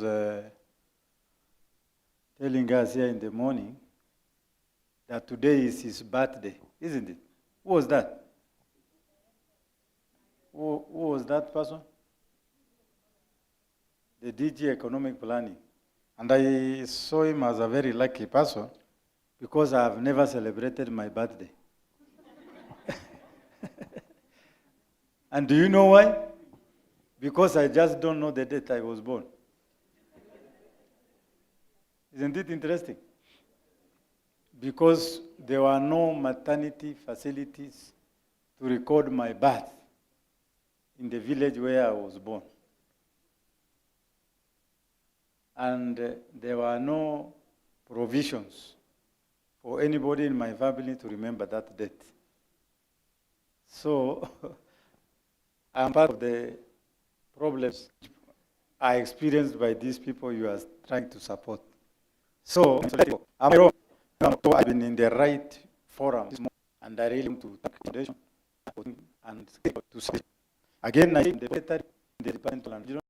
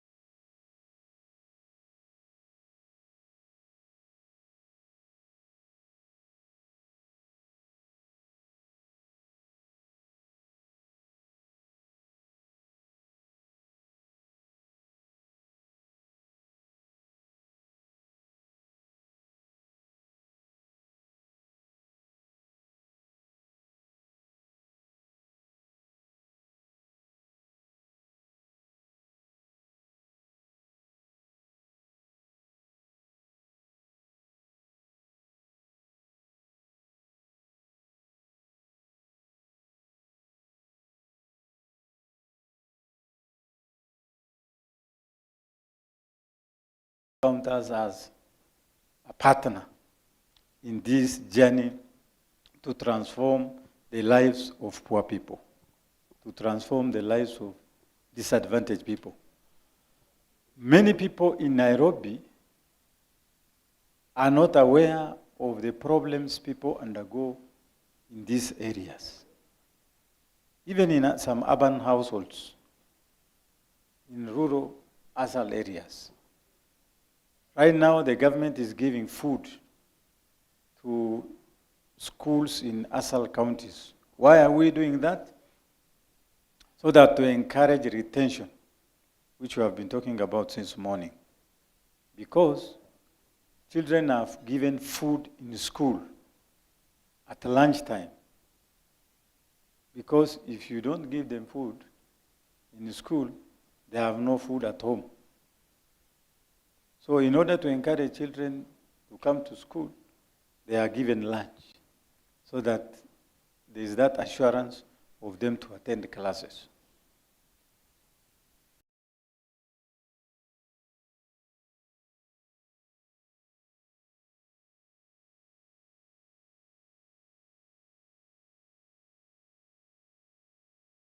After that lunch, the children go home. They cannot get supper in their homes. You tell that story to somebody in Nairobi, he cannot believe. He or she cannot believe. So these are the stories we need to expose people to. We need to visit those areas. We have heard the stories of Samburu. We need to go to West Pokot and get life experience, serious problems in these areas. The government itself is not able to fully address these problems. It is just a huge problem requiring a huge budget. Even a superpower government cannot address it. That is why we need complementary support from partners I've been talking about. And therefore now, Chalan Foundation is an additional list to the complementary support we require as a government. Therefore, I want to say thank you very much. Count on us. Count on me personally as a friend. I said in solidarity with the problems we all go through, count on us as a state department so that we work together to support you. Whenever maybe you are unable to visit some of the ASAL counties, please get in touch with us. We will be able to help you to reach there. We will be able to even accompany you to those areas, Turkana, West Pokot, Kajiado, Samburu, and even many others. I'm sure in the course of time, as you may increase your budget, you may be able to increase the number of counties. And I will recommend that you add, out of 23, you have already subtracted 5. You can give another additional 5 counties in arid areas so that we support these disadvantaged people. Thank you very much. Asante sana.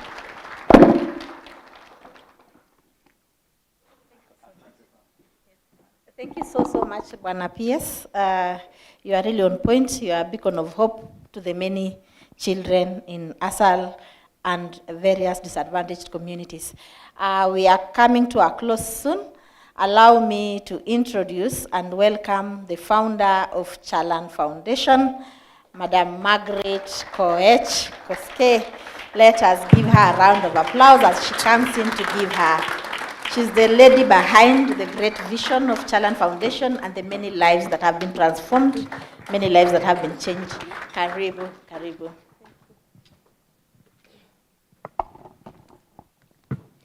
Thank you, Dr. Lois. Distinguished guests, partners, colleagues, the board of Chalan Foundation, the beneficiaries, alumni association, and friends of Chalan. I don't know whether it is still morning. Good morning. I think from the video you watched, it told you that I feel more, at home when I am with the children in the field there, doing what we know best, encouraging them, telling them that they can make it. I feel more at home there in the field than standing here this morning. But because I need you to keep us out there, to keep us visiting the schools, encouraging the children, then I have to be here before you this morning. Thank you for joining us this morning. Your presence reflects a shared commitment to education, dignity, and opportunity for young people across our country. Today we are sharing the findings of a baseline survey conducted across 10 counties and 51 public day secondary schools, engaging 612 learners and their families. But before we speak about data, I would like to briefly share why this work matters deeply to me and to Chalan Foundation. I founded Chalan because of my own life journey, which I believe is the same journey to many of us here seated today. I grew up in poverty, in a home affected by alcoholism, conflict, deep uncertainty. As a child, I often wondered whether the life we were living was all there was. That sense of hopelessness changed when someone told me something simple. If you want a different life, work hard in school. For the first time, I saw education not just as schooling, but as a pathway out of poverty. But belief alone was not enough. When I was admitted to secondary school, I did not have school fees. I relied on neighbors, friends, and even fellow students just to stay in school. A principal later intervened and allowed me to complete my education without school fees. That single decision changed the trajectory of my life. Education worked, but it worked because people and systems stepped in at the right moment. When my life changed, I kept asking myself a simple question. What about the many children who are capable and determined, but trapped by circumstances beyond their control? That question led to the establishment of Chalan Foundation in 2013. Since then, we have worked with public day secondary school to support access, retention, and transition while also addressing the less visible barriers learners face, such as poverty, psychosocial stress, lack of mentorship, and limited life skills. The baseline findings we are sharing today strongly reaffirm this mission. While enrollment is high, participation is fragile. Access alone is not enough. We must ensure that learners not only enroll in school, but remain in school, thrive in school, and transition successfully into the future. The findings on life skills are equally important. The Composite Life Skills Index at 3.2 out of 5, learners show strong teamwork and communication skills, but emotional regulation, which is essential for resilience, stands at just 2.7. In addition, 38% of learners struggle to solve real-life problems. These are the very skills young people need to navigate stress, make sound decisions, and resist pressures that lead to dropping out. The digital findings are equally urgent. 93% of learners, as we have been told, aspire to improve their digital skills. They want to participate in the modern economy, yet 37% cannot use email, and 52% never participated in STEAM activities. And in many of the schools surveyed, more than half of computer laboratories are non-functional, as we have been told. This is not a motivation gap. It is a structural digital divide. In response to these findings, Chalan Foundation is taking deliberate action in the community. In the coming weeks, we will host a national tech conference focused on digital pathways, innovation, and equitable access to digital skills. This conference is not symbolic, it is a strategic response to evidence. It is about building partnerships that expand STEAM exposure beyond the current 52%. Conditions vary across counties. ASAL and non-ASAL contexts face different infrastructure and household challenges. Digital access, school capacity, and vulnerability are not evenly distributed. This calls for differentiated and county-responsive solutions. At the same time, the findings reaffirm our belief that integrated approaches work best. Scholarships, life skills development, psychosocial support, digital pathways, and community strengthening must go hand in hand. These are not separate problems, they are interconnected realities in the life of every learner. Looking ahead, Chalan Foundation has renewed strategic direction. Over the next 5 years, we aim to support approximately 500 learners every year through scholarships and reach hundreds of thousands through life skills program. We also aim to to position ourselves as a credible voice in national conversations on digital inclusion and holistic education. For us, success is measured not in numbers, but lives changed. One more learner stay in school, one more young person building digital competence, one more family breaking a circle of poverty. But this work cannot be done by one organization. We cannot do it alone. And so today I would like to leave us with a few calls to action. First, to policymakers and education leaders, we invite you to use this evidence to strengthen policies that support retention, digital inclusion, and life skills integration within the education system. Second, development partners and philanthropists, we invite you to invest in solutions that address both access and deeper barriers affecting vulnerable learners. Third, to the private sector and technology partners, we invite you to work with us to expand digital infrastructure, mentorship, and innovation pathways for learners in public day secondary schools. And finally, to all of us gathered here today, let us commit to moving beyond discussion and towards action. Let us ask ourselves, what will it take to reduce the 48% fragility? What will it take to strengthen life skills beyond 3.2 composite index? What will it take to close the digital divide affecting 1/3 of our learners? The children reflected in this report are resilient, capable, and full of promise. Our responsibility is to ensure that the systems around them work. This baseline is not the end of a study. It is the beginning of a shared journey to transform evidence into opportunity. Thank you very much.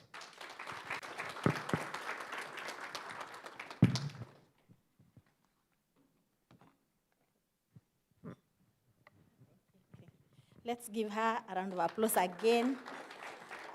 Thank you. Thank you so much. For sure, it is very nice to know that Chalan is not just a foundation, but it is your life story. That it is those steps that you went and the challenges that you went through that birthed the Chalan Foundation that we see today, and touching the many lives that have been touched and will continue to be. Allow me now to request all of us to stand as we welcome our chief guest, Ms. Mendi Njonjo, who is Director, KCB Foundation. Let us stand as we welcome her today.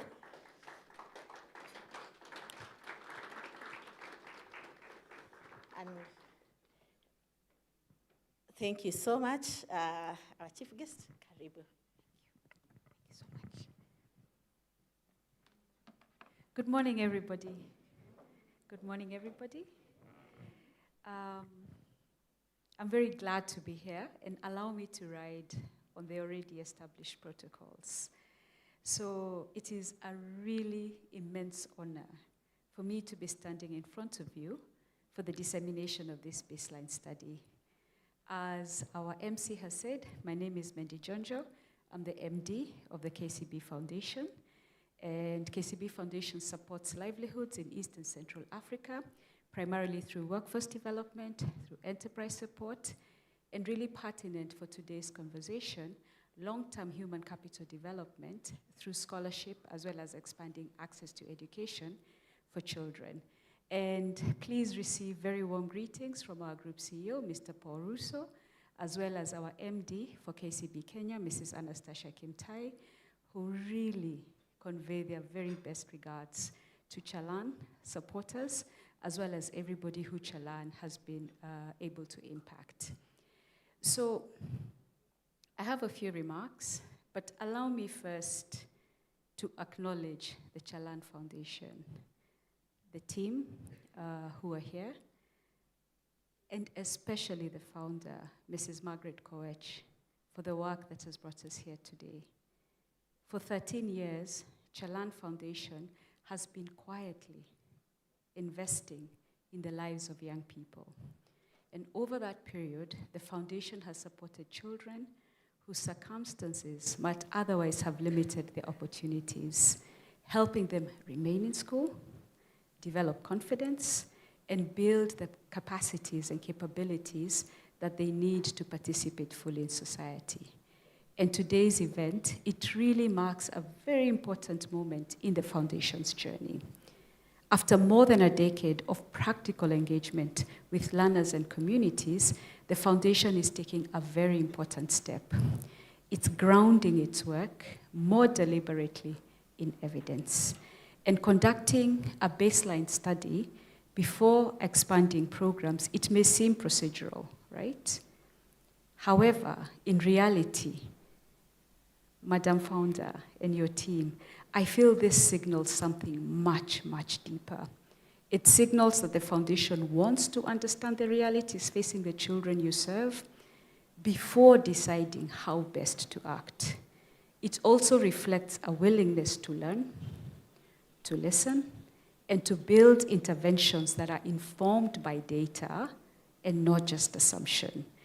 And in many ways, ladies and gentlemen, this step, it reflects a maturation, not just of an organization, but of Kenyan philanthropy itself. Because Kenya, we've had a very strong and proud tradition of giving.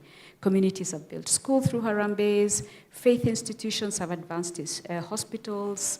A lot of us, children who went through mission schools, who were born in mission hospitals, and families and local leaders have often stepped forward to support those facing hardship. And at its heart, Kenyan philanthropy has always been rooted in a very simple but very powerful idea that dignity is not reserved for a few, right? Dignity is something that should be accessible to everybody. And ladies and gentlemen, this is very much reflected in the work of the Chalan Foundation. And I was able to get a little bit of leakage in terms of what the word Chalan means. And at its heart, and I hope I'm not butchering the name, it's Chalan, right? Yeah, I'm correct? Yes, okay. It means I care. Nimepita hiyo mtihani? It means I care.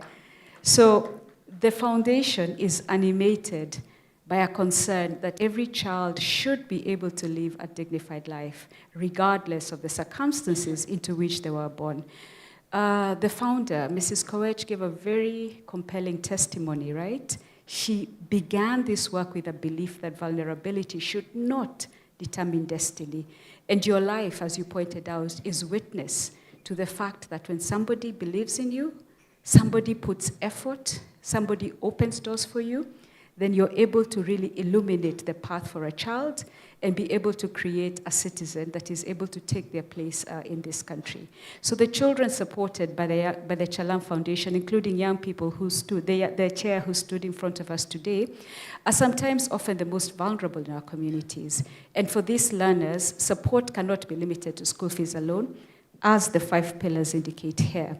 It must also include the skills, confidence, and emotional resilience that allow young people to navigate the complexities of the world around them, which is why the Foundation's work has evolved to include life skills development alongside academic support. But the Foundation is also looking forward, right? The world that today's students will inherit will be defined by technology.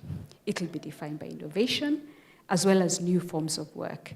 And preparing young people for that work, as the panelist also spoke, it requires more than traditional classroom learning. It requires exposure to STEM education, to robotics. So the fifth pillar that is mentioned here, as well as the kinds of problem-solving skills that define modern economies.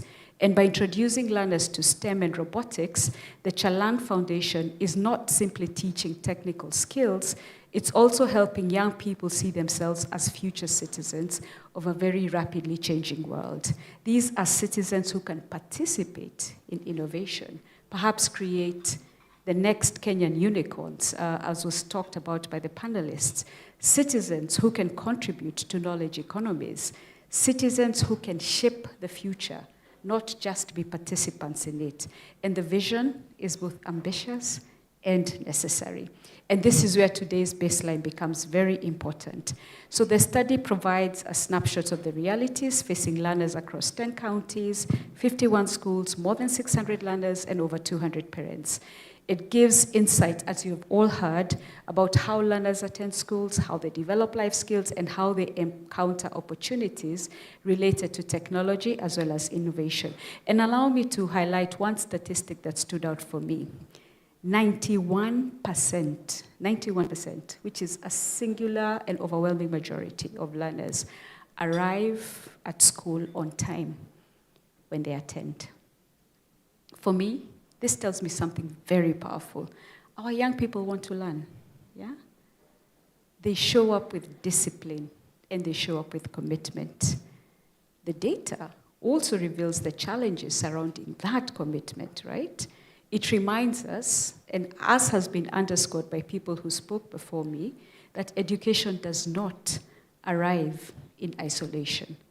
Many children are navigating economic pressure, household responsibilities, and other vulnerabilities that affect their ability to remain consistently in school. It also highlights the importance of life skills. And while the overall life skill index suggests learners are developing very important social capabilities, something almost everybody who's spoken in front of me underscored, emotional regulation. That remains a weaker area. And this matters because education must prepare young people, not just academically, but emotionally, socially, for the world that they'll enter.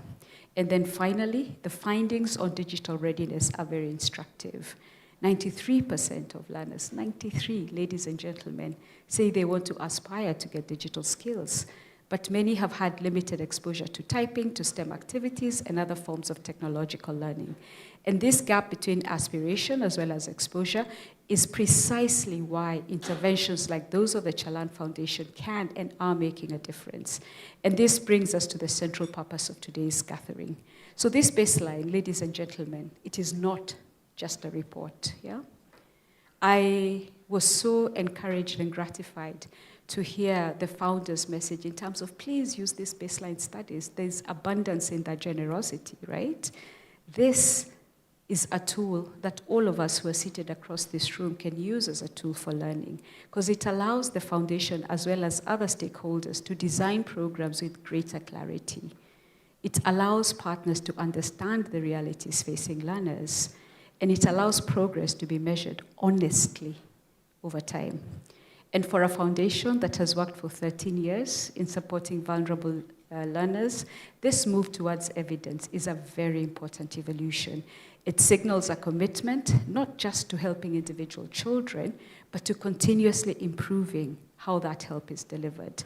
And ultimately, the legacy of Chalan Foundation, it won't be measured, as you said, by the number of learners who are supported, but how transformative that support has been.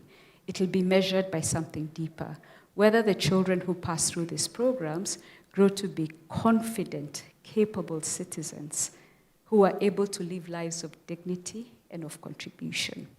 If, or maybe, no, let me say when, that vision is realized, the foundation will have done much more than support education.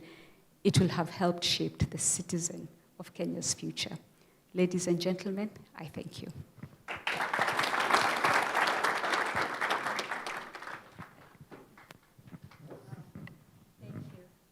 Thank you so much, Ms. Njonjo, for that wonderful message. As we come to our close, I'd like to invite on stage, and with this, I will request, she requires a standing ovation. The founder, Madam Margaret Koech, let us all be upstanding, and together with her will be our PS, Honorable Kelo Alsama, PS ASAL, it's the Department of ASAL. Also accompanying her will be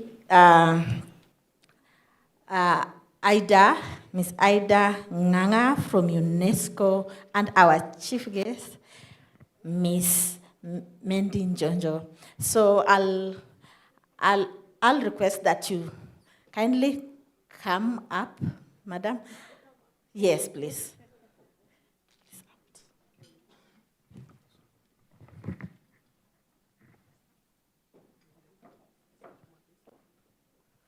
Thank you.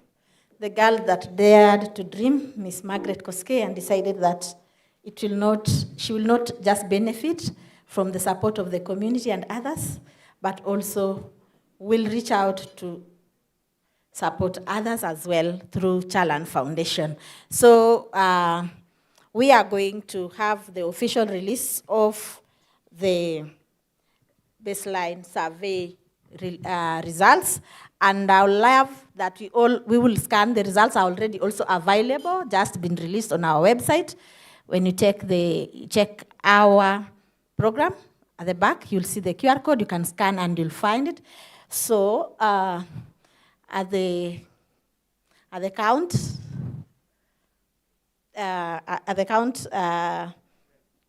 of 10, but before that, 1 minute for the hard copies. Let me request Madam Viola to kindly hand them the hard copies of the books containing the results of the baseline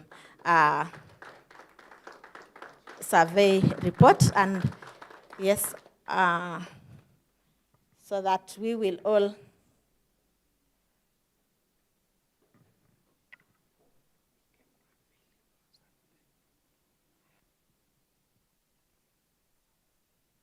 So we are going to unveil the count of 10.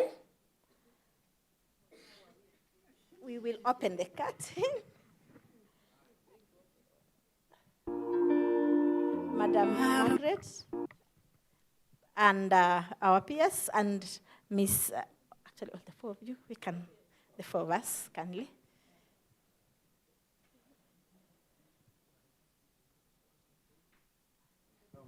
Yes, so there's a, okay, ikifika 10, at the count of 10. So we'll start with the 10, 9, 8, 7, 6, 5, 4, 3, 2, 1.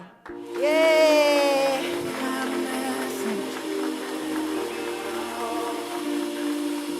Chalan Foundation, the official release of the results of baseline survey on the life skills program. And today, these are not just bad numbers, but the lives of people. And together, we celebrate. Thank you. So now I'll invite. Them said them tell you For a minute, kindly hold. say you can never be the one. But God say, make I tell you, say now you him choose in 1 month, in 1 week. You will sing a new So song. to join us for the photo, Lesser than yes, Dr. Silva Owich from Equity Foundation. Welcome as you join me. Also, Miss Nashipal Sami from Airtel. New song to sing. God is good. Yes, you will join on stage with a new song of praise. God is good. Oh, congratulations, Miss Akatsa. Congratulations. Congratulations. See what the Lord has done for you. Congratulations. The results are digitally available on our website. Them say that I can never be all that I see. I've seen that. God is greater than that. Who can battle with the Lord? Nobody. Who can change his mind about me? Through many years, in many ways, I have seen his faithfulness. Our body chair, you can join. Ever and ever. Congratulations, Chalan Foundation. 13 years teenage and at 16. We are doing our baseline so that we do evidence-based. Thank you, thank you.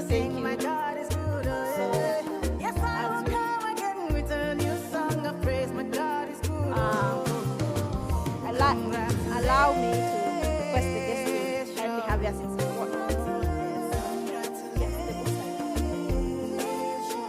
Thank you. And I invite Sally to come and give vote of thanks, as we really appreciate all of you for coming today.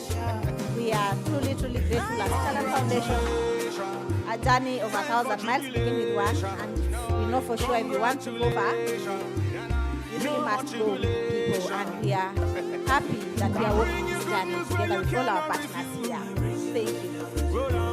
Sally. I told you with Christ that you can never lose. It's 1 minute to afternoon. Let me also write on the protocols that have already been set. And we are truly great that you joined us today for this occasion. And you'll come back with a new song to sing. Your God is good. You will come again with a new song of praise. God is good. Oh, congratulations.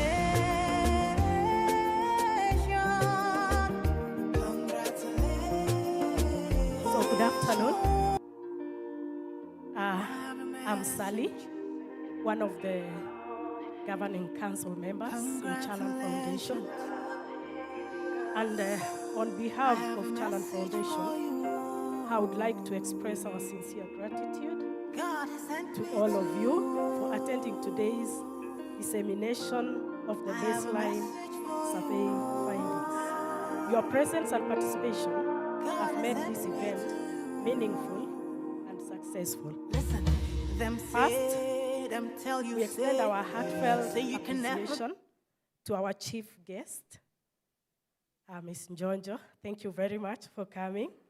And the distinguished guests for honoring us with your presence and for the insightful remarks that you have enriched our understanding of the issue that we discussed today, and that is the baseline. We also wish to thank our partners, stakeholders, and community representatives of your continued support and collaboration. Thank you for your collaboration. The baseline survey would not have been possible without your cooperation, openness, and commitment to improving our community. Our special appreciation goes to the research team and field officers. That is the baseline team. They have done a good job. They have taken their time. And I know what they have gone through for real. Sometimes they would come with information, they go back, come with information, we call, they have done a wonderful job. What you have seen is not all. This is only what they were able to give. But I know from the beginning, they had a lot to do. So we truly want to thank that team for what they have done. They have worked diligently to collect and analyze the data.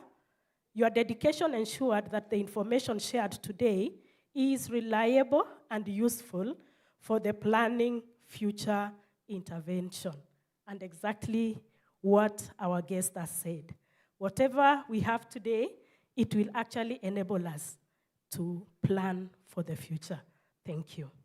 We also thank the organizing team, the volunteers, the staff of Chalan, those who have worked tirelessly behind the scenes to make this dissemination meeting successful. We also would like to thank the Radisson Blue for enabling us to be here today and giving us all the support. Not forgetting to thank our founder. We are riding on the vision that she started. May God bless you and keep you. This is the vision that we are running with. Thank you very much. Finally, we thank every participant present today. Your engagement and feedback will help guide the next steps as we work together to address the needs highlighted in the baseline findings. And I hope we shall meet again to actually say this is the far that we have gone. Once again, thank you all for your time, support, and commitment to the community development. And as we live here today, I just want to say that sometimes we come in, but we do not know what is under our tables, our seats. We just want to say thank you. You pick a bag, and that is what we shall go home remembering today. May God bless you as you go back to your work. Asanteni sana.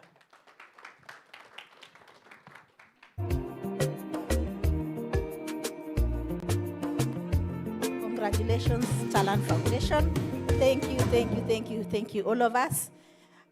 We have come to our close, and I'd like to invite Pastor Courage Okumagbe to give us a closing prayer as we come to a close to a round table breakfast today. And we are truly, truly grateful and honored to have all of you attended this breakfast. And I also thank my predecessor, Chris Kirwa, who's left. My name is Dr. Lois Rono in the Governing Council of Chalan Foundation. Thank you, thank you, thank you, and God bless you, Pastor. Hallelujah. Let's celebrate Jesus with a clap offering. I want to appreciate Chalan Foundation for this great work they are doing. Let's celebrate Jesus for them. For me, what I see here is impact. What I've seen here today has taught me that life is not all about what you can give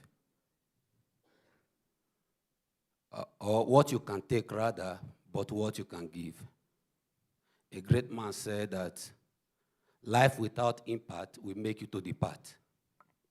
Praise God. I said, praise God. So let's celebrate Jesus for the founder of this organization. My name is Pastor Courage. I'm representing Dr. Jane, the great woman of God in Kingdom Envoy Ministry. Hallelujah. Let's bow down our head as we pray. I want us to pray. Let's just appreciate God for what God has done today, for what we have heard, for the great impact this foundation is doing around all the counties in Kenya. Let's just appreciate God. Let's thank God for all the speakers. Let's thank God for the founder. Father, we bless you, we honor you. Thank you for this foundation. Thank you for the great work you are doing.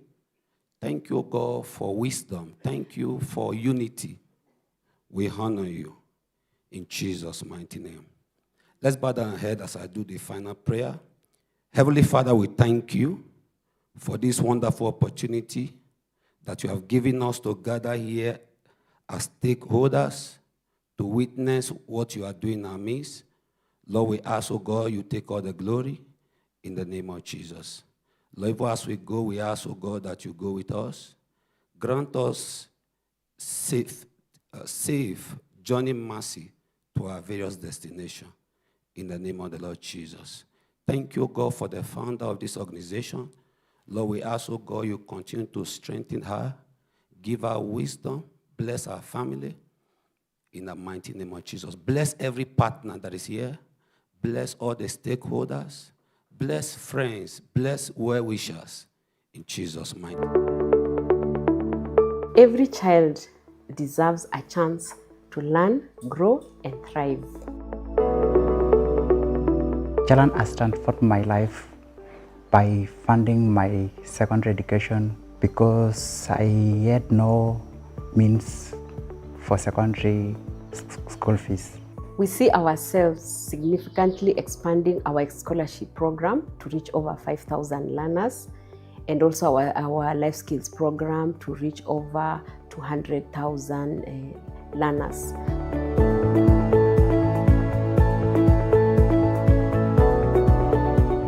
For me, Chalan Foundations means mother for the motherless. I was in total poverty. My mother could not pay my fees, but they were capable.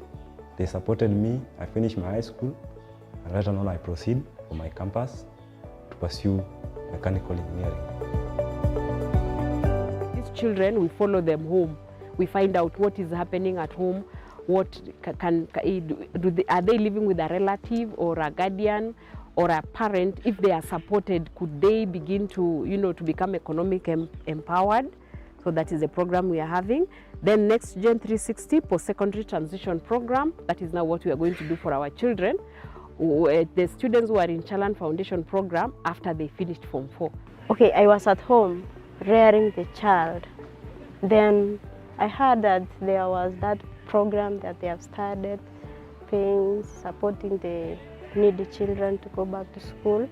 So I can say I was lucky to have that. When I came back to school, now they helped to pay the school fees, and now I proceeded with the school fee, with the education. I did the KCSE, and I managed to qualify to pass to go to the university. I attained a mean grade of C+, and I joined Masai Mara University, where I pursued the Bachelor of Education, that is under Science. 2022, I managed to graduate with a degree, that is second class, upper division. In the past, we learned life skills through our associations in our communities. We lived with our aunties, our grandparents. So we had the responsibilities maybe to go to the farm and weed and harvest. We learned to make decisions, to solve problems. We learned to think critically. But in our current society, that is no longer happening. We find that most of the children are either in school or they are at home alone with the house helps. They are watching TV the whole day. With time, these life skills have been eroded, and then we have children who have been exposed with very little life skills to help them manage their lives. So in order to fill that life skills gap, Chalan Foundation has developed a life skills program with the aim of supporting our learners to manage their thoughts, to be aware of what is going on in their minds, what is happening to their emotions under different circumstances, and to practice self-regulations. Your generous contributions will go a long way in supporting our children in paying school fees, in providing their school supplies, and in supporting our life skills program. Together, let us unlock their potential and build a brighter future. I welcome you to join Chalan Foundation in lighting hope for our future generations.